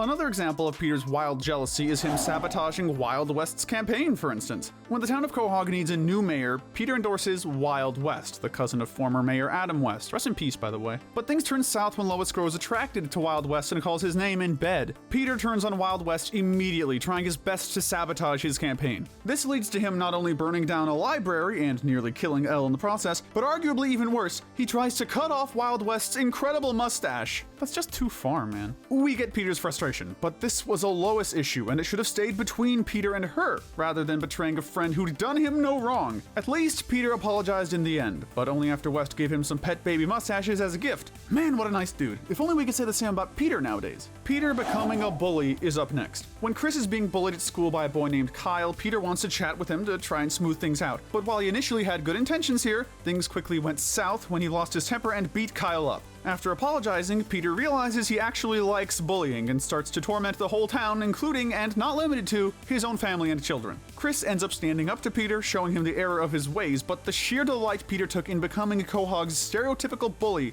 is nonetheless concerning. They say winning the lottery changes people, but unlike Peter, most people wouldn't end up shooting their own best friends. So yeah, Peter shooting his best friends is up next. One of many lessons one should learn about Peter is that he shouldn't be trusted with excessive wealth. We see a great example of why in Lottery Fever, in which the Griffins manage to win the lottery, and Peter's newfound status as the rich friend goes to his head really quickly. He begins abusing his friends, forcing them to do humiliating, painful, and downright lethal things for his amusement. This culminates in Peter shooting Joe in the eye and Quagmire in the throat. Go to hell, Peter! We don't need your money! It wasn't for any specific reason, or some horrible accident or anything, it's just a relatively rare instance of Peter being fully malicious. Plus, he only apologizes after the Griffins have lost everything. When Quagmire is the morally decent one, you know you've failed. Now let's talk about the time Peter cheated on Lois. Hey, remember the good deed we mentioned where Peter refused to cheat on Lois? Good times, right? In the episode Call Girl, Peter's shenanigans get the Griffins into deep financial trouble once again. This time, however, it's Lois who tries to fix it by working a job as a phone sex worker. When a sexually frustrated Peter begins calling her, he grows infatuated with Classy and asks to meet up, essentially showcasing that he was willing to cheat on Lois. If nothing else, Peter technically didn't cheat on Lois, as of course Classy is Lois, but the willingness was still there. When Lois Lois rightfully calls Peter out on his unfaithfulness, Peter insists that something deep inside him knew it was her, and that, at the end of the day, he'd gotten to fall in love with her again. While that's kinda sweet, in theory, we don't buy the whole knowing it was Lois thing, considering that he said a heartfelt goodbye to her and his kids, showing that as far as he knew, he was consciously and willingly cheating on his wife. It's downright sad how far their marriage has fallen by this point. Peter's done some nasty stuff, but he really broke bad when he became a meth cook. This wouldn't be the only time Peter has done something immoral or dangerous to provide for his family, but it might have gone the most wrong. When the Griffins move to a farm to get out of Quahog due to the rising crime rates, they end up in financial trouble, but a meth lab in the basement gives Peter an idea. Peter becomes a meth dealer, which is bad in and of itself, but Peter becomes significantly more violent and money-hungry, peddling much more than the family needs to survive. This is truly the exact moment Peter Griffin became Heisenberg. And honestly, had he not blown up their new house by accident, he may well have been even more dangerous. But hey, at least here he's enabling drug addicts for the sake of his family. Unlike Peter encouraging AA members to drink, which was just for fun. When Peter and Brian are forced to join Alcoholics Anonymous in Friends of Peter G, they quickly grow bored of their fellow alcoholics doing annoying things like venting about their issues. This alone shows a complete lack of empathy on Peter's part, but it only gets worse when Peter brings alcohol to a meeting and encourages these recovering alcoholics to drink. The sheer lack of compassion combined with the fact that Peter literally only did this out of boredom is baffling, and had he not been given a second chance by death, he'd have died because of it. The only reason this isn't even higher is that the whole encouraging them to drink thing was actually Brian's idea, but Peter is still just startlingly heartless here. He shows absolutely no empathy for anyone here. We get that Peter doesn't care about his own drinking problem, but that's no excuse to keep others from trying to better their lives. Not cool, Peter. Not cool at all. Peter may not have cared for the godfather, but you'd never be able to tell by the time he became a mobster. When Joe asks Peter to be his daughter's godfather for her christening, he takes the role a bit too literally. He goes from cosplaying as a stereotypical mob boss to somehow becoming one. Resultingly, he uses his newfound power to intimidate the citizens of Quahog and go on crime spree, examples being robbing Mort Goldman's pharmacy and literally killing Brian for drinking his last cream soda. He does ultimately help Joe to take down the mafia once he realizes he and his family are in danger, but Peter didn't have any such concerns until it affected him, so we can't really give him too many points for that. There are some despicable deeds on this list, but few feel quite as cold as Peter admitting he doesn't like his kids. When a successful April Fool's Day prank by Tom and Diane at the Quahog News has the town convinced the end of the world is coming, Peter admits in his assumedly final moments that while he does love Lois, he dislikes being around his kids. I just hate being around the kids. What? Most of the time, we can defend Peter's poor parenting, emphasis on most of the time, by chalking it up to ignorance or laziness. But here, Peter just flat out admits that he doesn't like his own children. This very well may be the exact moment Peter Griffin starts to feel like a completely different character. The once golden-hearted dummy who genuinely loved his family here openly demonstrates that he blatantly doesn't like them. While he does try to connect with his kids throughout the remainder of the episode, he ultimately fails and buys them off with an Xbox, which, albeit hilarious, is still just really sad. What happened to you, man? But don't worry, Peter really loved his kids when he tried to marry Chris. And no, surprisingly, it wasn't Herbert in a Peter costume, though we wouldn't put it past him. In Fresh Air, one of the most infamous episodes in Family Guy history, mind you, Peter showcases the absolute worst of both his neglect as a parent and his general greed. When Carter names Chris the sole heir of the Peter Schmidt fortune, as he actually enjoys spending time with him without asking for money, Peter attempts to marry him, his own son, Chris, to get the money. Ignoring the obvious and utterly revolting factor of marrying his own child, Peter is also manipulating him, tricking Chris into thinking this was just so they could be best friends and spend time together. They ultimately back out of it, thankfully, but there's utterly no justification for even just neglecting Chris to the point where he is remotely okay with this. Taking the bronze medal of evil deeds is blowing up a children's hospital, which, to be honest, seems like something the lovable Family Guy would never do, but in Tales of a Third Grade Nothing, Peter makes one of his greatest blunders. Upon trying to blow up a competing brewery's billboard to get him closer to a promotion, Peter mistakenly blows up a children's hospital right next to it. Later in the episode, Angela reveals that Peter killed 19 children in this mishap. Peter shows very minimal concern about the whole ordeal. While he is initially horrified by the disaster, when the sign catches fire as intended, He immediately calms down and seemingly forgets it until the end of the episode, where he's genuinely surprised that he's facing legal consequences for it. Had this been intentional, it easily would have been at the very top of our list. On the other hand, as horrible as this is, and really, Peter absolutely should have seen the obvious danger here, it was a complete freak accident on his part, and he was genuinely horrified at what happened, even if only for a moment. But by accident or not, he still killed 19 children here, so this really has to be placed near the very top of our list. In an extremely close second is Peter's favorite activity, bullying Meg. In the earlier seasons of the show, Peter and Meg had a relatively sweet relationship.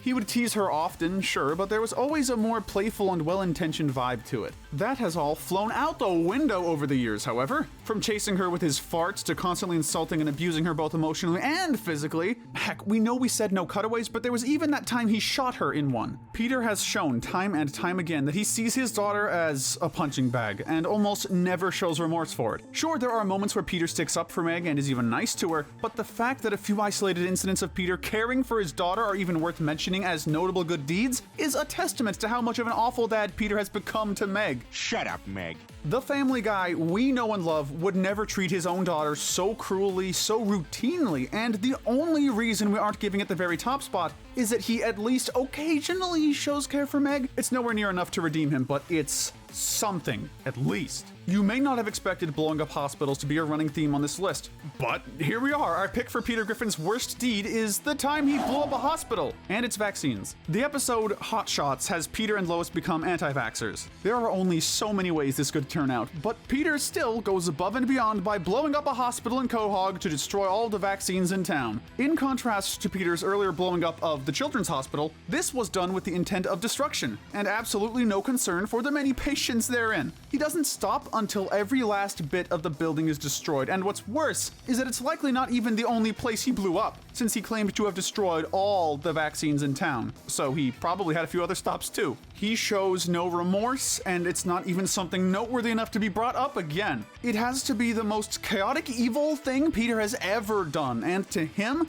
this was just another thing to check off his to-do list. His complete nonchalance about having caused so much damage and ending so much human life makes it a surefire choice for the worst thing Peter Griffin has ever done. Lois Griffin has earned her place as one of the most well-known mothers in animation. She's gone through a lot of changes, and we've been able to see the best and worst sides of her. Lois once killed a woman. But out of all the things Lois has done, which has been the best and which was the worst? Hey guys, I'm Brad with Wicked Binge, and these are Lois Griffin deeds, good to evil. Let's start with Lois's good deeds, kind and even heroic acts that Lois is responsible for, starting with some good and working our way towards the most noble. Our first spot on this list goes to helping Brian. Of all the members of the Griffin family, Brian was always someone Lois would go to for advice. In the first few seasons, they had a really close friendship. Despite Brian claiming his best friend is Peter, it's easy to say that Lois could take that title. Lois and Brian could have conflicting views, but she called him on his bad behavior. When she felt that Brian was being brainwashed by Rush Limbaugh, Lois showed how determined Brian was to always be on the losing end of things, calling him a contrarian. I think you just gotta be in the out group. And regardless of your political beliefs, Lois had a point. When Brian was upset with Peter for giving Jillian the idea to move in together, Lois defended it. She said that if Brian didn't want the same things Jillian did, then he should end the relationship. When Brian went a trip to Martha's Vineyard to present his speech, Lois had been the only one to show up and show him support. When he had an accident in the middle of the grocery store, Lois tied her sweater around him and led Brian out to the car. She may not have stayed the nurturing and patient friend that she had been in early episodes, but we still have to give credit to Lois for calling out Brian when he was being ridiculous and hearing him out when he needed to vent. Next is supporting her brother and sister. When Lois came across a family photo that had Patrick in it, she tried to do the right thing by freeing him from the Brookfield Insane Asylum. This would not be a good idea, but we can see why Lois assumed that her parents just sent Patrick away, due to him just being an inconvenience. When she found out that Patrick was killing people, Lois didn't call the police like she should have, but she did at least try to stop Patrick by reaching out to him. And though she had to have him recommitted, she showed a lot of regret. Patrick, you're my brother and I love you. She and Patrick didn't know each other long, but she wanted to be there for him.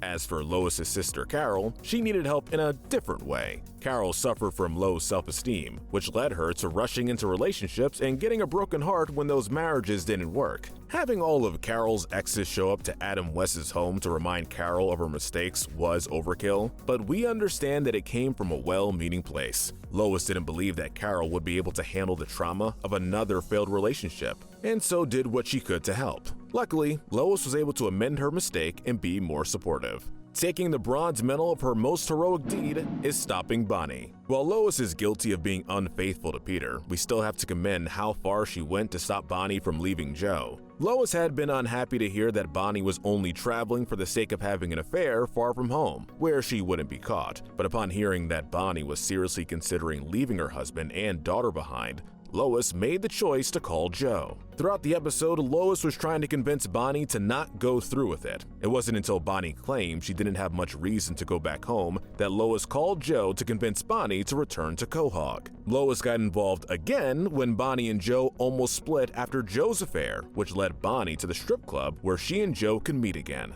Lois is not the most faithful wife, so she had no business asking Joe to go to France to confront his wife.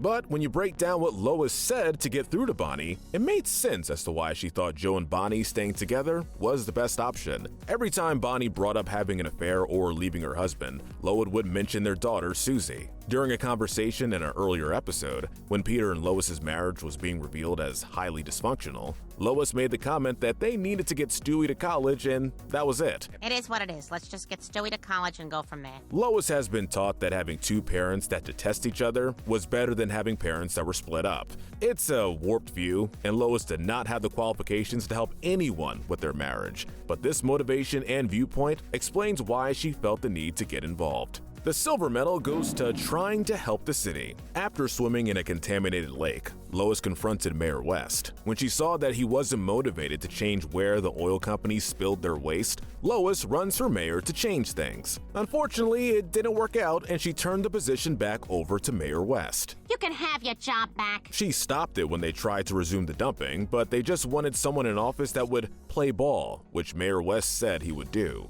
Lois didn't stop there though, and would run for another office, a place on the school board. Initially, she'd been facing off against another woman before running unopposed. But after seeing a teacher, Mr. Fargus, toss eggs of an endangered species off of the roof of the school, Lois supported the choice to let Fargus go. Peter, who got Fargus off his medication, demanded Lois rehire the old teacher. This was another race that Lois didn't win, but it was a good attempt before Peter sabotaged her. In a recent episode, Lois disagreed with the choice to elect Wild West as mayor, just because he was related to Adam. She showed her support towards the local librarian running for office, driving home the point to the community that they should vote for someone with a good platform rather than someone with a familiar family name. Again, she was unsuccessful, but we appreciate the effort. The gold medal goes to calling out Peter.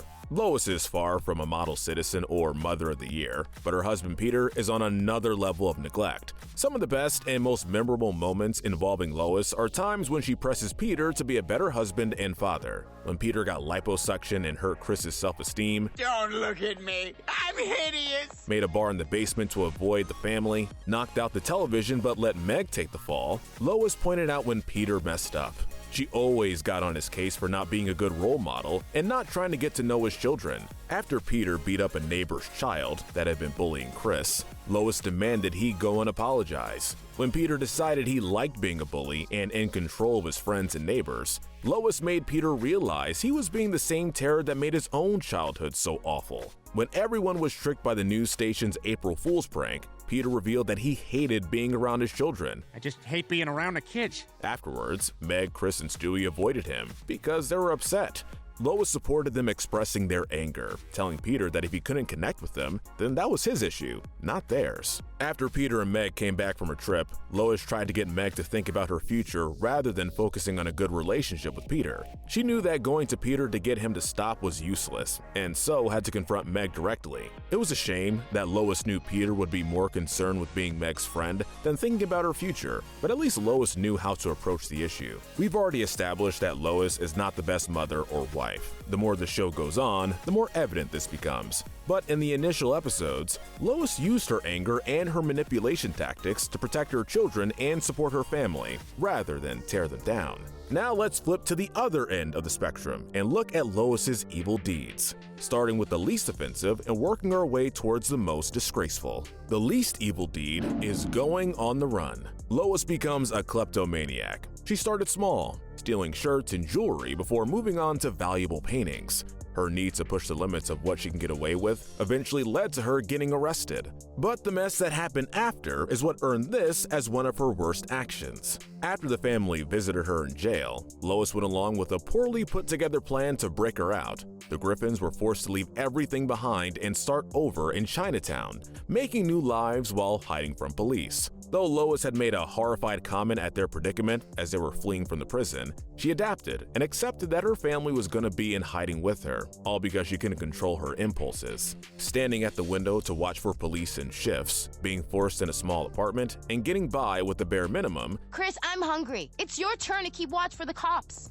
Lois was fine putting her family through it if it meant she could be with them and out of jail. It wasn't until they were running through the sewers to get away from Joe and the rest of the police that Lois finally had her revelation that none of this was okay. And if you think we're being too harsh about ranking this as one of the worst deeds, we would like to point out that Lois nearly got a lenient sentence until she tried stealing the judge's gavel, proving she had little to no control over herself. Next is Lois's mini violent outburst. When Lois punches somebody out for attacking her husband, she's initially horrified and wants nothing to do with it. Lois has said she didn't support any kind of violence. Oh no, I do not condone violence. But anytime she was given a chance to take up an aggressive sport or hobby, Lois was always the one to take things too far. She used her karate to brawl with tourists, she lashed out at Peter, and encouraged the family to let out their pent-up anger by nearly killing each other. She excelled at boxing, just because she focused all the anger she had towards Peter on her opponents.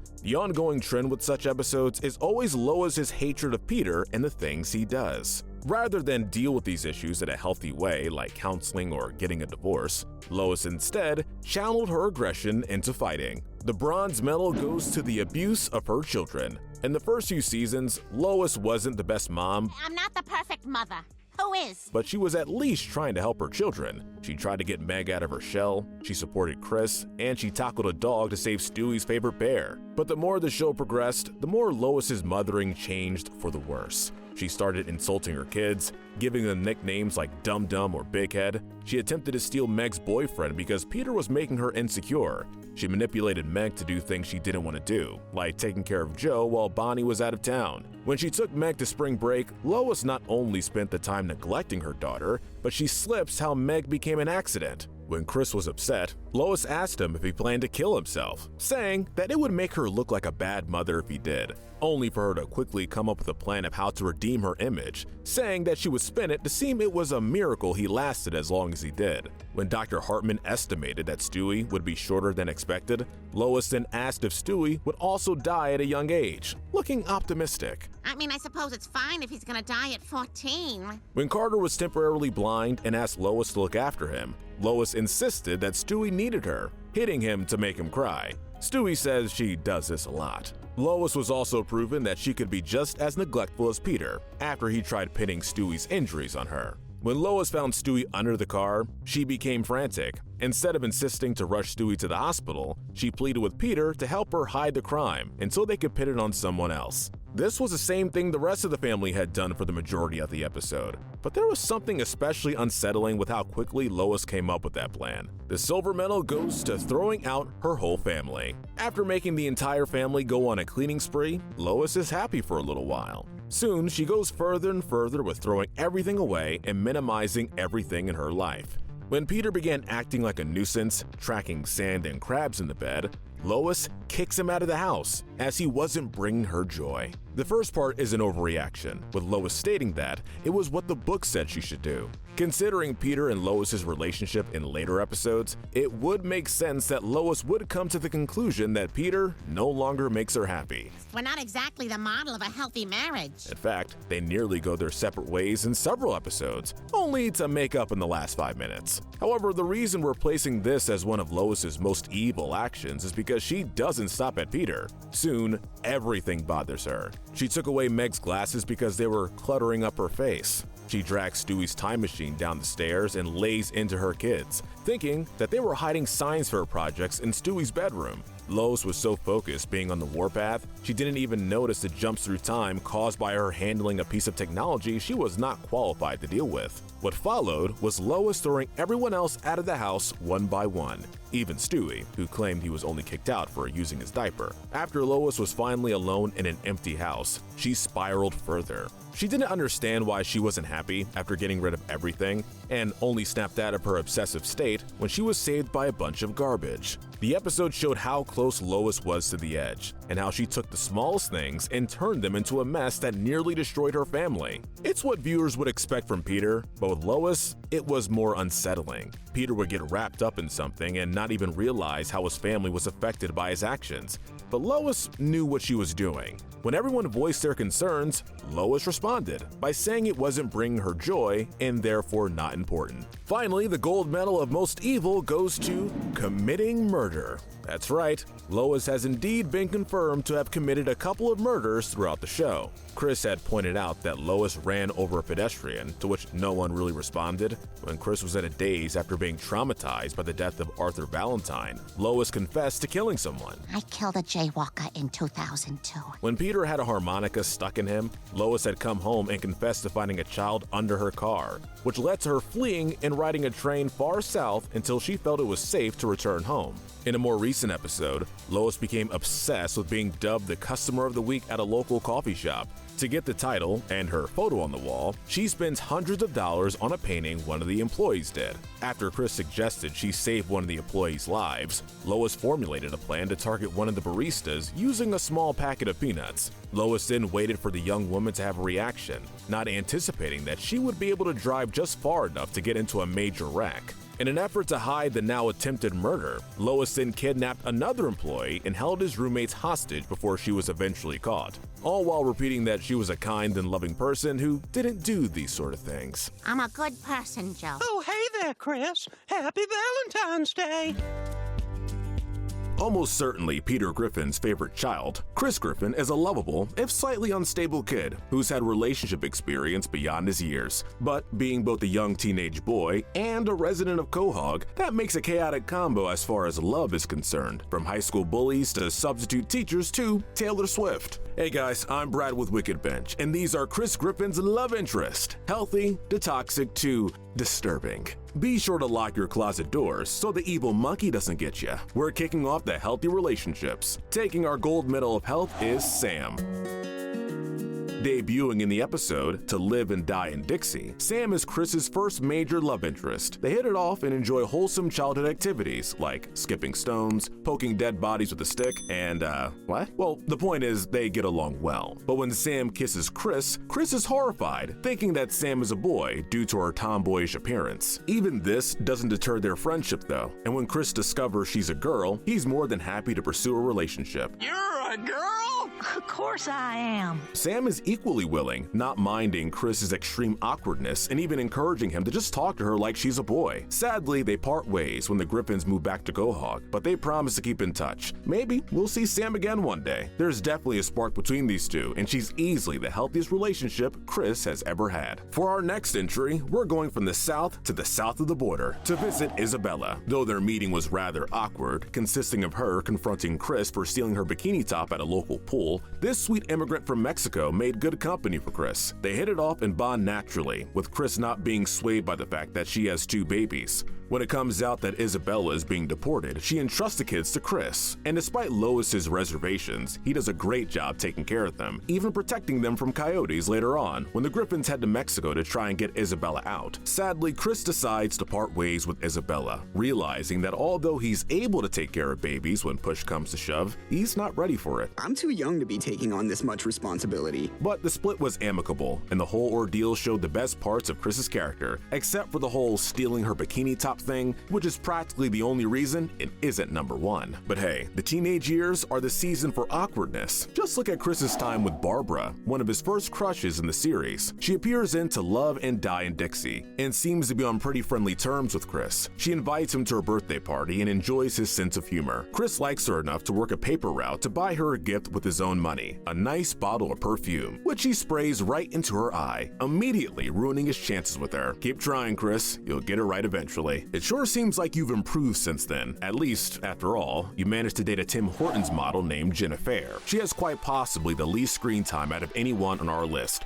only appearing at the very end of the episode. Girlfriend, eh? Little's known about her, or about her relationship with Chris. All we know is that they met at camp. Peter didn't believe she existed at first, and she managed to make Chris a more thoughtful person all around, with him giving his old man some tips, much to his chagrin. After Peter calls Chris a fat loser, he eventually reveals that he's deeply insecure, because he himself was once a fat loser, and Chris, being the total sweetheart he is, accepts Peter's honestly crappy apology and pretends Jennifer doesn't exist, so his dad's ego won't be bruised further. Peter truly doesn't deserve Chris. His time with Jennifer might not be all too detailed, but it's clear they genuinely cared for each other, and ultimately, their relationship proved how much of a nice guy Chris is. Though, the fact that his first instinct on the ride home was to ask her for nudes is a little superficial, which is why she isn't any higher. Thankfully, Chris isn't all that superficial at heart. He's even an activist sometimes, like when he dated Pam. In the episode Baby Got Black, it seems like everyone's determined to find something wrong with Chris's relationship with Jerome's daughter, Pam. From Jerome refusing to allow his daughter to date a white guy, to Peter straight up asking if he minds that she's black, the world is against them. Regardless, they genuinely like each other, and despite Jerome's grievances, they want to date. Ultimately, Jerome relents and allows the relationship to continue. Like most of the relationships on this list, that's where the timeline ends. But at least things were pretty consistently okay here. Nothing special, but nothing harmful. And of course, rounding out Chris's healthy romances is that of Herbert's grandniece, Sandy. What? Who do you think we were gonna put here? We didn't see much of Sandy. She only appears in Valentine's Day and Quahog, and as an innocent crush on Chris. They enjoy some popsicles together after Herbert helps her ask Chris out.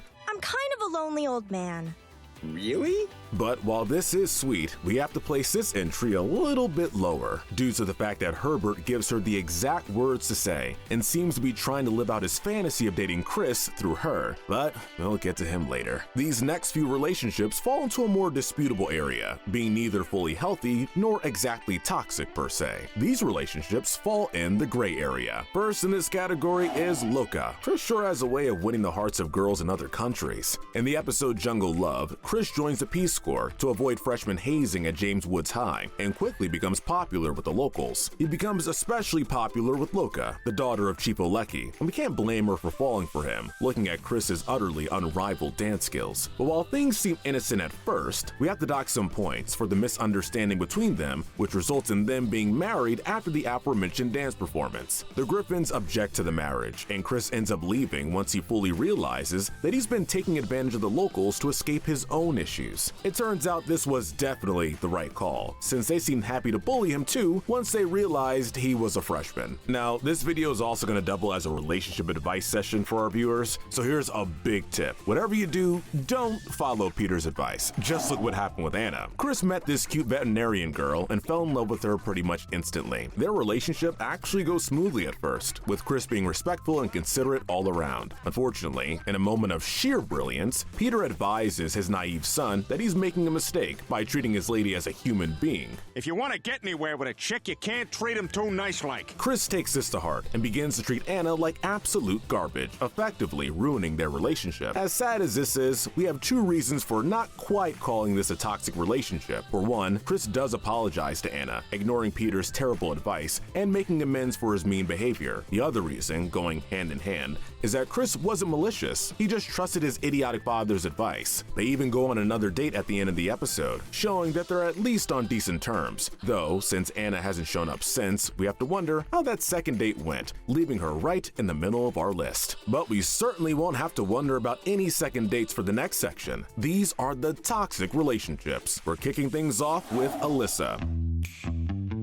Another early season's love interest, Alyssa is a young Republican club member and a right-wing activist. In a display of truly awful timing, Chris connects with her and the club, just as Mayor Adam West goes after gay marriage to distract from the scandal of using taxpayers' money to build a statue of Diggum, the Sugar Smacks frog. She uses Chris's feelings for her to rope him into the Young Republicans Club and brainwashes him into supporting Mayor West's ban. Chris isn't innocent either, though, letting Brian potentially die on his hill for the prospect of touching some boobs. I think I'm made Brian crazy. But at least nothing terrible happened between these two, and honestly, none of this would have happened if the town had appreciated that beautiful statue. It's actually pretty crazy how close things came to working out between Chris and Connie Damiko, resident mean girl of James Woods High. While she's most memorable for being a constant tormentor of Meg alongside the other popular kids, in this episode, she's given a rare sympathetic role. Having pumped and dumped every remotely popular guy in the school, Connie decides to date Chris as a last resort. This is only to find out that Chris is the closest thing to a genuine guy Connie's ever known, and the two actually start to bond. No guy's ever said anything that nice to me before.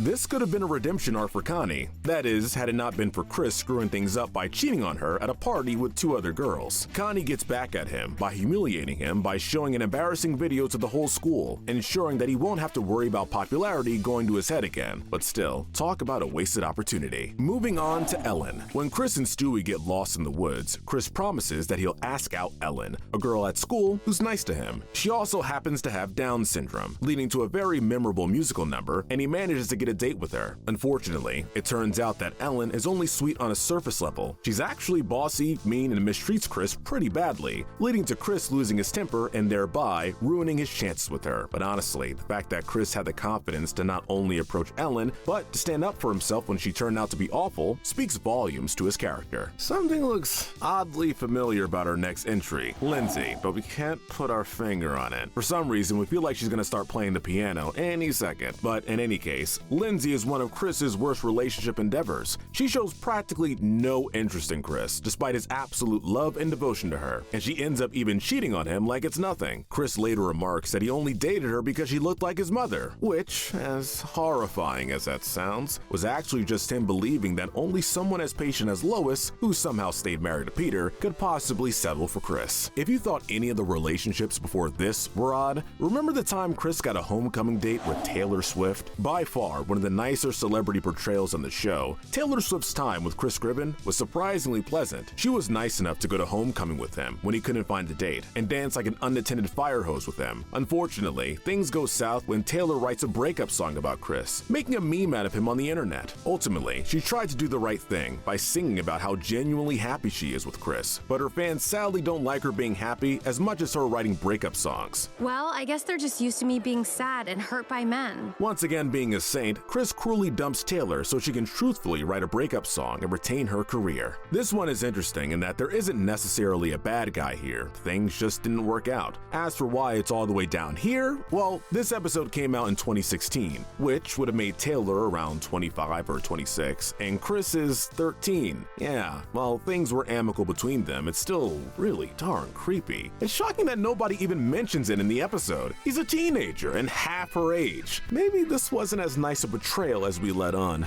Poor Chris. If only he knew he deserved so much better, especially better than these bottom few who fall into the disturbing category. First, we have Kristen. While a newly gray-headed Peter is frolicking with Tom Tucker in hefty shades of gray, Chris is being asked out by an attractive girl named Kristen at the mall. When he shows zero interest, Brian and Stewie realize he's become so addicted to adult videos that real women don't do anything for him, so they help him overcome his problem, and eventually, he's ready for a date. Everything seems fine at first. Kristen is even nice enough to assure Chris that she and her popular friends aren't going to thrill kill them on their first date. It's oddly specific, but still, how nice of her. Though it is a strange coincidence that Chris isn't heard from again in the episode, and that there's a news article about a teen who was thrill-killed the very next morning. Crazy stuff, right? So we've got murder, and we've got creepy age gaps. Now, what if we were to combine those two into one entry? The silver medal of toxicity goes to Mrs. Lockhart. Chris's hot substitute teacher wins his heart very quickly, and she uses this to her advantage. She promises that she and Chris can run away together and get married. That is, if he helps her murder her husband. I need you to kill my husband. Mrs. Lockhart is a whole new level of evil compared to anyone we've discussed so far. She's a grown woman who's more than happy to manipulate a naive, mentally handicapped boy to take her husband out of the picture permanently. Thankfully, Chris didn't go through with it, but the fact that Mrs. Lockhart even put the option on the table is nothing short of horrifying. But she did go through with it by replacing her husband's breakfast with an angry live bear, showing that she was completely serious. It would would be an easy choice for the gold medal, but come on, we couldn't possibly call this list complete without mentioning Herbert the pervert. Ever since his debut in season 3, Herbert has had eyes for Chris, who's shown varying degrees of ignorance and no degree of interest beyond sadly viewing Herbert as a good friend. Get your fat ass back here. This creep does everything from watching Chris through his window to fighting an evil tree for trying to hurt his man, trying to get him to give him a bath when he acts as their babysitter, and even has a whole musical number in his head in which they are married and have kids. Chris and Herbert have never been a couple, obviously, but in Herbert's sick, twisted mind, they're star-crossed lovers. Chris just doesn't know it yet. While the youngest child of the Griffin family is known for his evil, maniacal nature, he has good moments. Stewie is a sociopath and obsessed with killing his mother, and wants to achieve world domination. Although he has more evil moments than good, Stewie's character has had more soft moments as the series has gone on. We'll be taking a look at both his good side and his evil side, as well as some of the murders he's committed throughout the series. Hey guys, I'm Brad with Wicked Bench, and these are Stewie Griffin's deeds, good to evil. Starting things off, let's take a look at some of Stewie's more courageous, noble, and selfless acts throughout the series. These are Stewie's good deeds. The gold medal of good goes to saving Brian's life. In the episode Life of Brian, when Brian was killed off after being hit by a car, Stewie was the most torn up about Brian's passing. 2 episodes later, Stewie, with the help of Vinnie, goes back in time to save Brian from being hit by the car. This is the most selfless thing Stewie has done, because it was done out of the goodness of his heart and the compassion and grief for his missing friend. In the episode Mr. and Mrs. Stewie, he also stopped his girlfriend Penelope from murdering Brian, leading to a fight scene. The silver medal goes to helping Chris. There are many episodes that show Stewie helping his older brother. A good example is when Stewie helped Chris get ready for his date with a girl with Down syndrome. In the episode, Stewie performed his song Down Syndrome Girl as he got Chris ready. In the episode Secondhand Spoke, Stewie hid in Chris's backpack to help give him advice while he was at school for how to deal with his bullies. The next example is when Peter and Brian were gone trying to retrieve the Thanksgiving turkey. In Peter's absence, Stewie coached his brother on how to become the man of the house. And finally, when Stewie, along with Brian, took Chris in Stewie's time machine to see different moments throughout history to prepare him for his upcoming history test. What's that over there? Oh, that's Double D Day. The bronze medal goes to comforting Brian. When Brian was tripping on mushrooms, Stewie helped him calm down. Brian even cut off his ear, and Stewie helped him stitch it back on. This is definitely one of Stewie's kinder acts. Next is saving Lois's life. Lois is held at gunpoint by news anchor Diane Simmons. Just before Lois is shot, Diane was miraculously shot by a mysterious source. It's revealed at the end that it was none other than Stewie. Oh, wait a minute, doesn't Stewie want Lois to die? Well, we have to argue that although this was an act of good, it wasn't done entirely out of selflessness like some of his other good deeds. The only reason Stewie saved Lois's life was so that he could be the one to kill her. As he stated, if anyone's gonna take that B word down, it's gonna be me. Next is destroying Superstore USA. While this isn't the best deed in the world because it caused a lot of destruction, but Stewie and Brian using a tank to destroy Superstore USA was nonetheless a good deed. In the episode, the store was using up all of the city's power. At the end, they restored the power in the city. Next is killing Bertram. This is tricky because just like killing Diane Simmons, this also involves murder. However, it was done for the greater good. In the episode The Big Bang Theory, Stewie killed his half-brother and villain of the series, Bertram. Bertram wanted to go back in time to kill Leonardo da Vinci, ultimately erasing Stewie's existence. You're an assassin, you overrated caricaturist! However, it was shown in the beginning of the episode that Brian and Stewie created the Big Bang. Stewie had to stop Bertram from erasing all of existence. Saving the entire universe makes Stewie a hero. The last in the good section also leans more towards bad, but it was done with a good intention. It's faking Brian's death. Brian became depressed after he felt like people don't want to value a canine's life as much as a human's. Stewie puts Brian's collar on another dog and burns down a liquor store. When Brian sees how much the Griffins are upset that he's gone, he's touched by Stewie's gesture. While it may not have been great to burn down a liquor store and kill another dog, this was one of Stewie's more selfless moments because he wanted to show Brian how much his life matters. Alright, we got the good deeds out of the way. I think it's time to take a look at the longer list of Stewie's evil deeds. We're actually going to be starting with the lesser evil and working our way down to the most evil, specifically murders. First is humiliating Brian. There are a number of instances where Stewie goes out of his way to mess with Brian and humiliate him. After Brian teased Stewie about his height, Stewie got back at Brian by shrinking him, and things go south when they both shrink to microscopic size. Another good example was when Stewie kept going back in time to mess up important moments in Brian's life just to humiliate him. He even stole his peanut butter jelly time song. The worst yet has to be when Stewie made Brian eat his feces. When Brian and Stewie were trapped in a bank vault, Stewie pretended that he would get sick if he sat too long in a soiled diaper, so he made Brian eat his poop. However, Stewie later revealed that he made Brian do it because he just wanted to see if he could. Next is signing up him and Brian for the army. Stewie signed up for the army, and when he found out he could win a $100 bonus, he signed up Brian too without his permission. You are both in the army.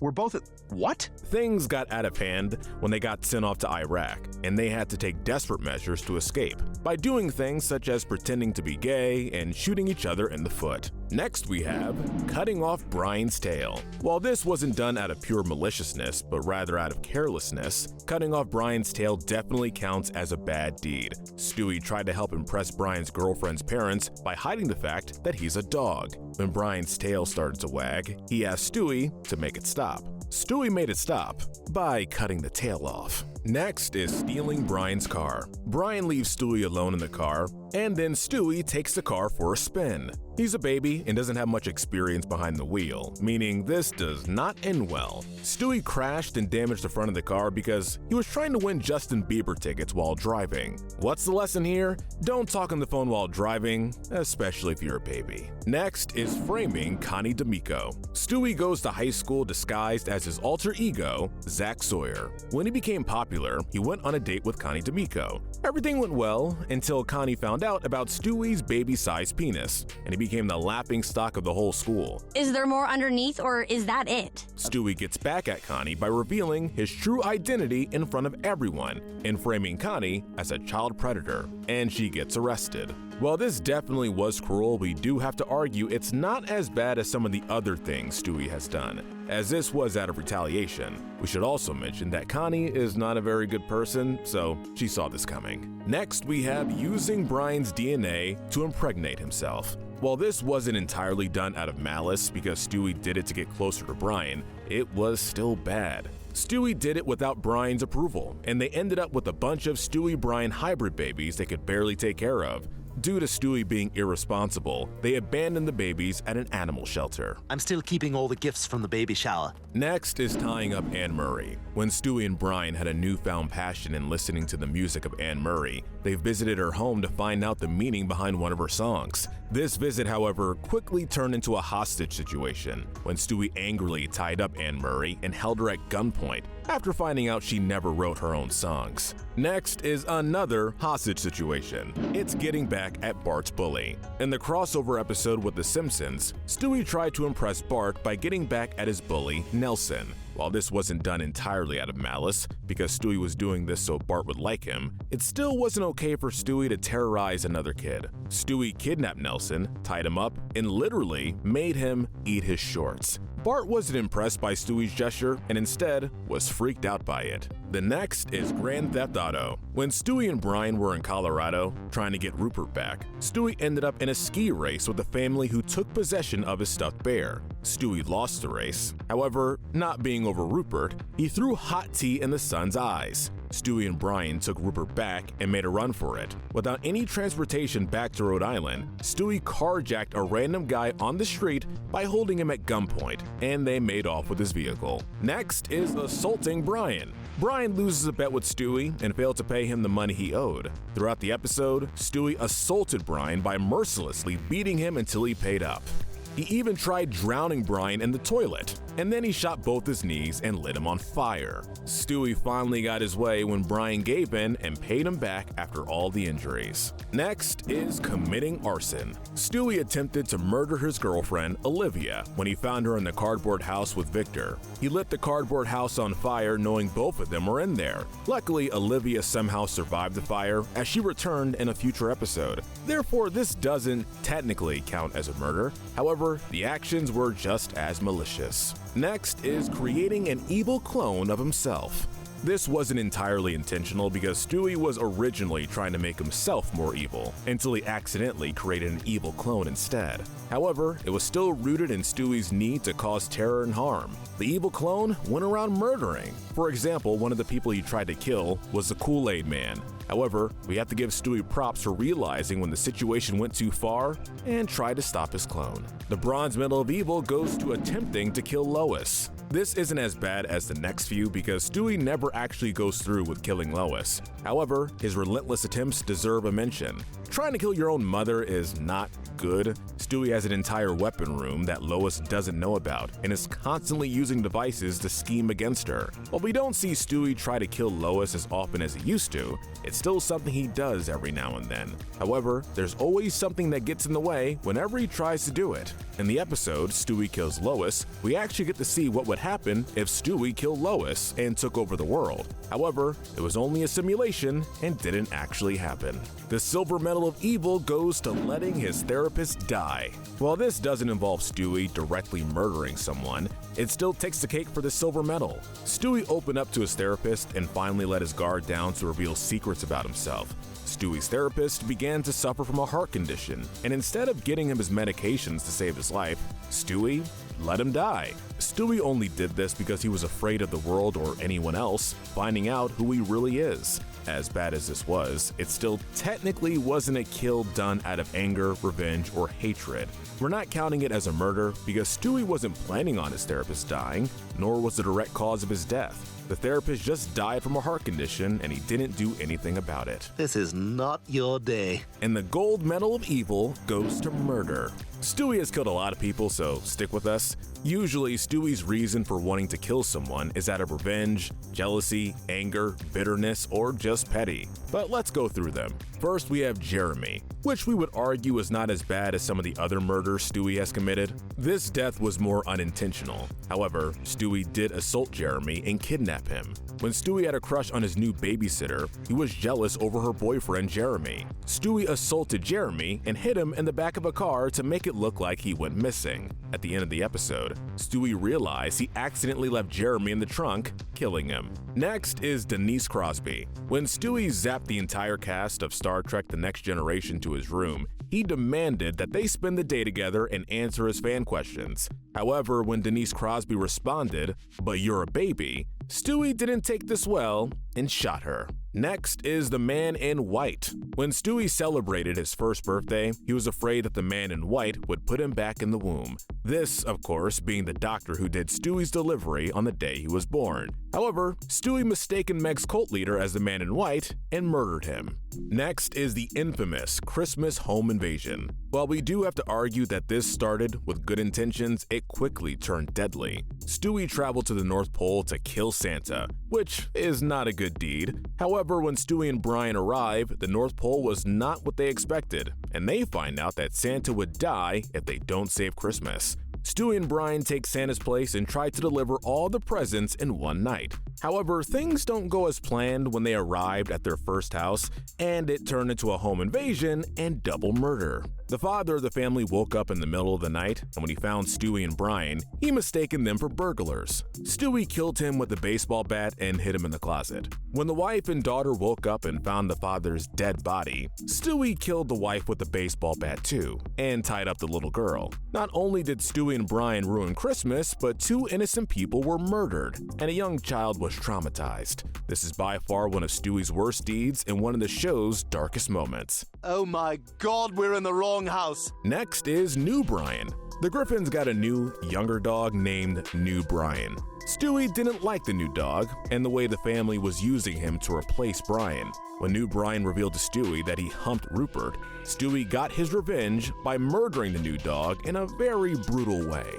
He chopped him up and put his remains in the garbage. However, he framed it as suicide. Next, we have Brian's siblings. You probably didn't see this because it was a cut scene from the extended DVD version of the episode, but this was by far one of Stewie's cruelest acts. When Stewie wanted Brian to buy him tickets to a Hannah Montana concert, he held Brian's siblings hostage until he got his way. He tortured them and killed one right in front of Brian. This has to be one of Stewie's most cruel murders for killing his best friend's long-lost brother right in front of him. This last one may come as a surprise, but it's being with Penelope. This is Stewie's worst murder yet, because it involved multiple terrorist attacks that most likely killed hundreds of thousands to possibly millions of people. Stewie had a new girlfriend named Penelope who was more evil than him and encouraged him to go around killing people and committing heinous crimes. They go from doing more harmless crimes, such as planning a bomb to go off every time Mort checks his wallet, to starting wars between countries. Some of the terrorist attacks they committed include blowing up the Great Wall of China and bombing the Eiffel Tower. They started a war between Pakistan and India, which led to endless destruction in the Middle East. Stewie also destroyed Copenhagen with a giant tidal wave. Things went so far that Brian took notice of Stewie's increase in evil activity due to Penelope's bad influence and told him he should stay away from her. Penelope didn't take this well and told Stewie to kill Brian for her. Although he didn't do it, it's worth mentioning that Stewie came close to killing his best friend because of this relationship.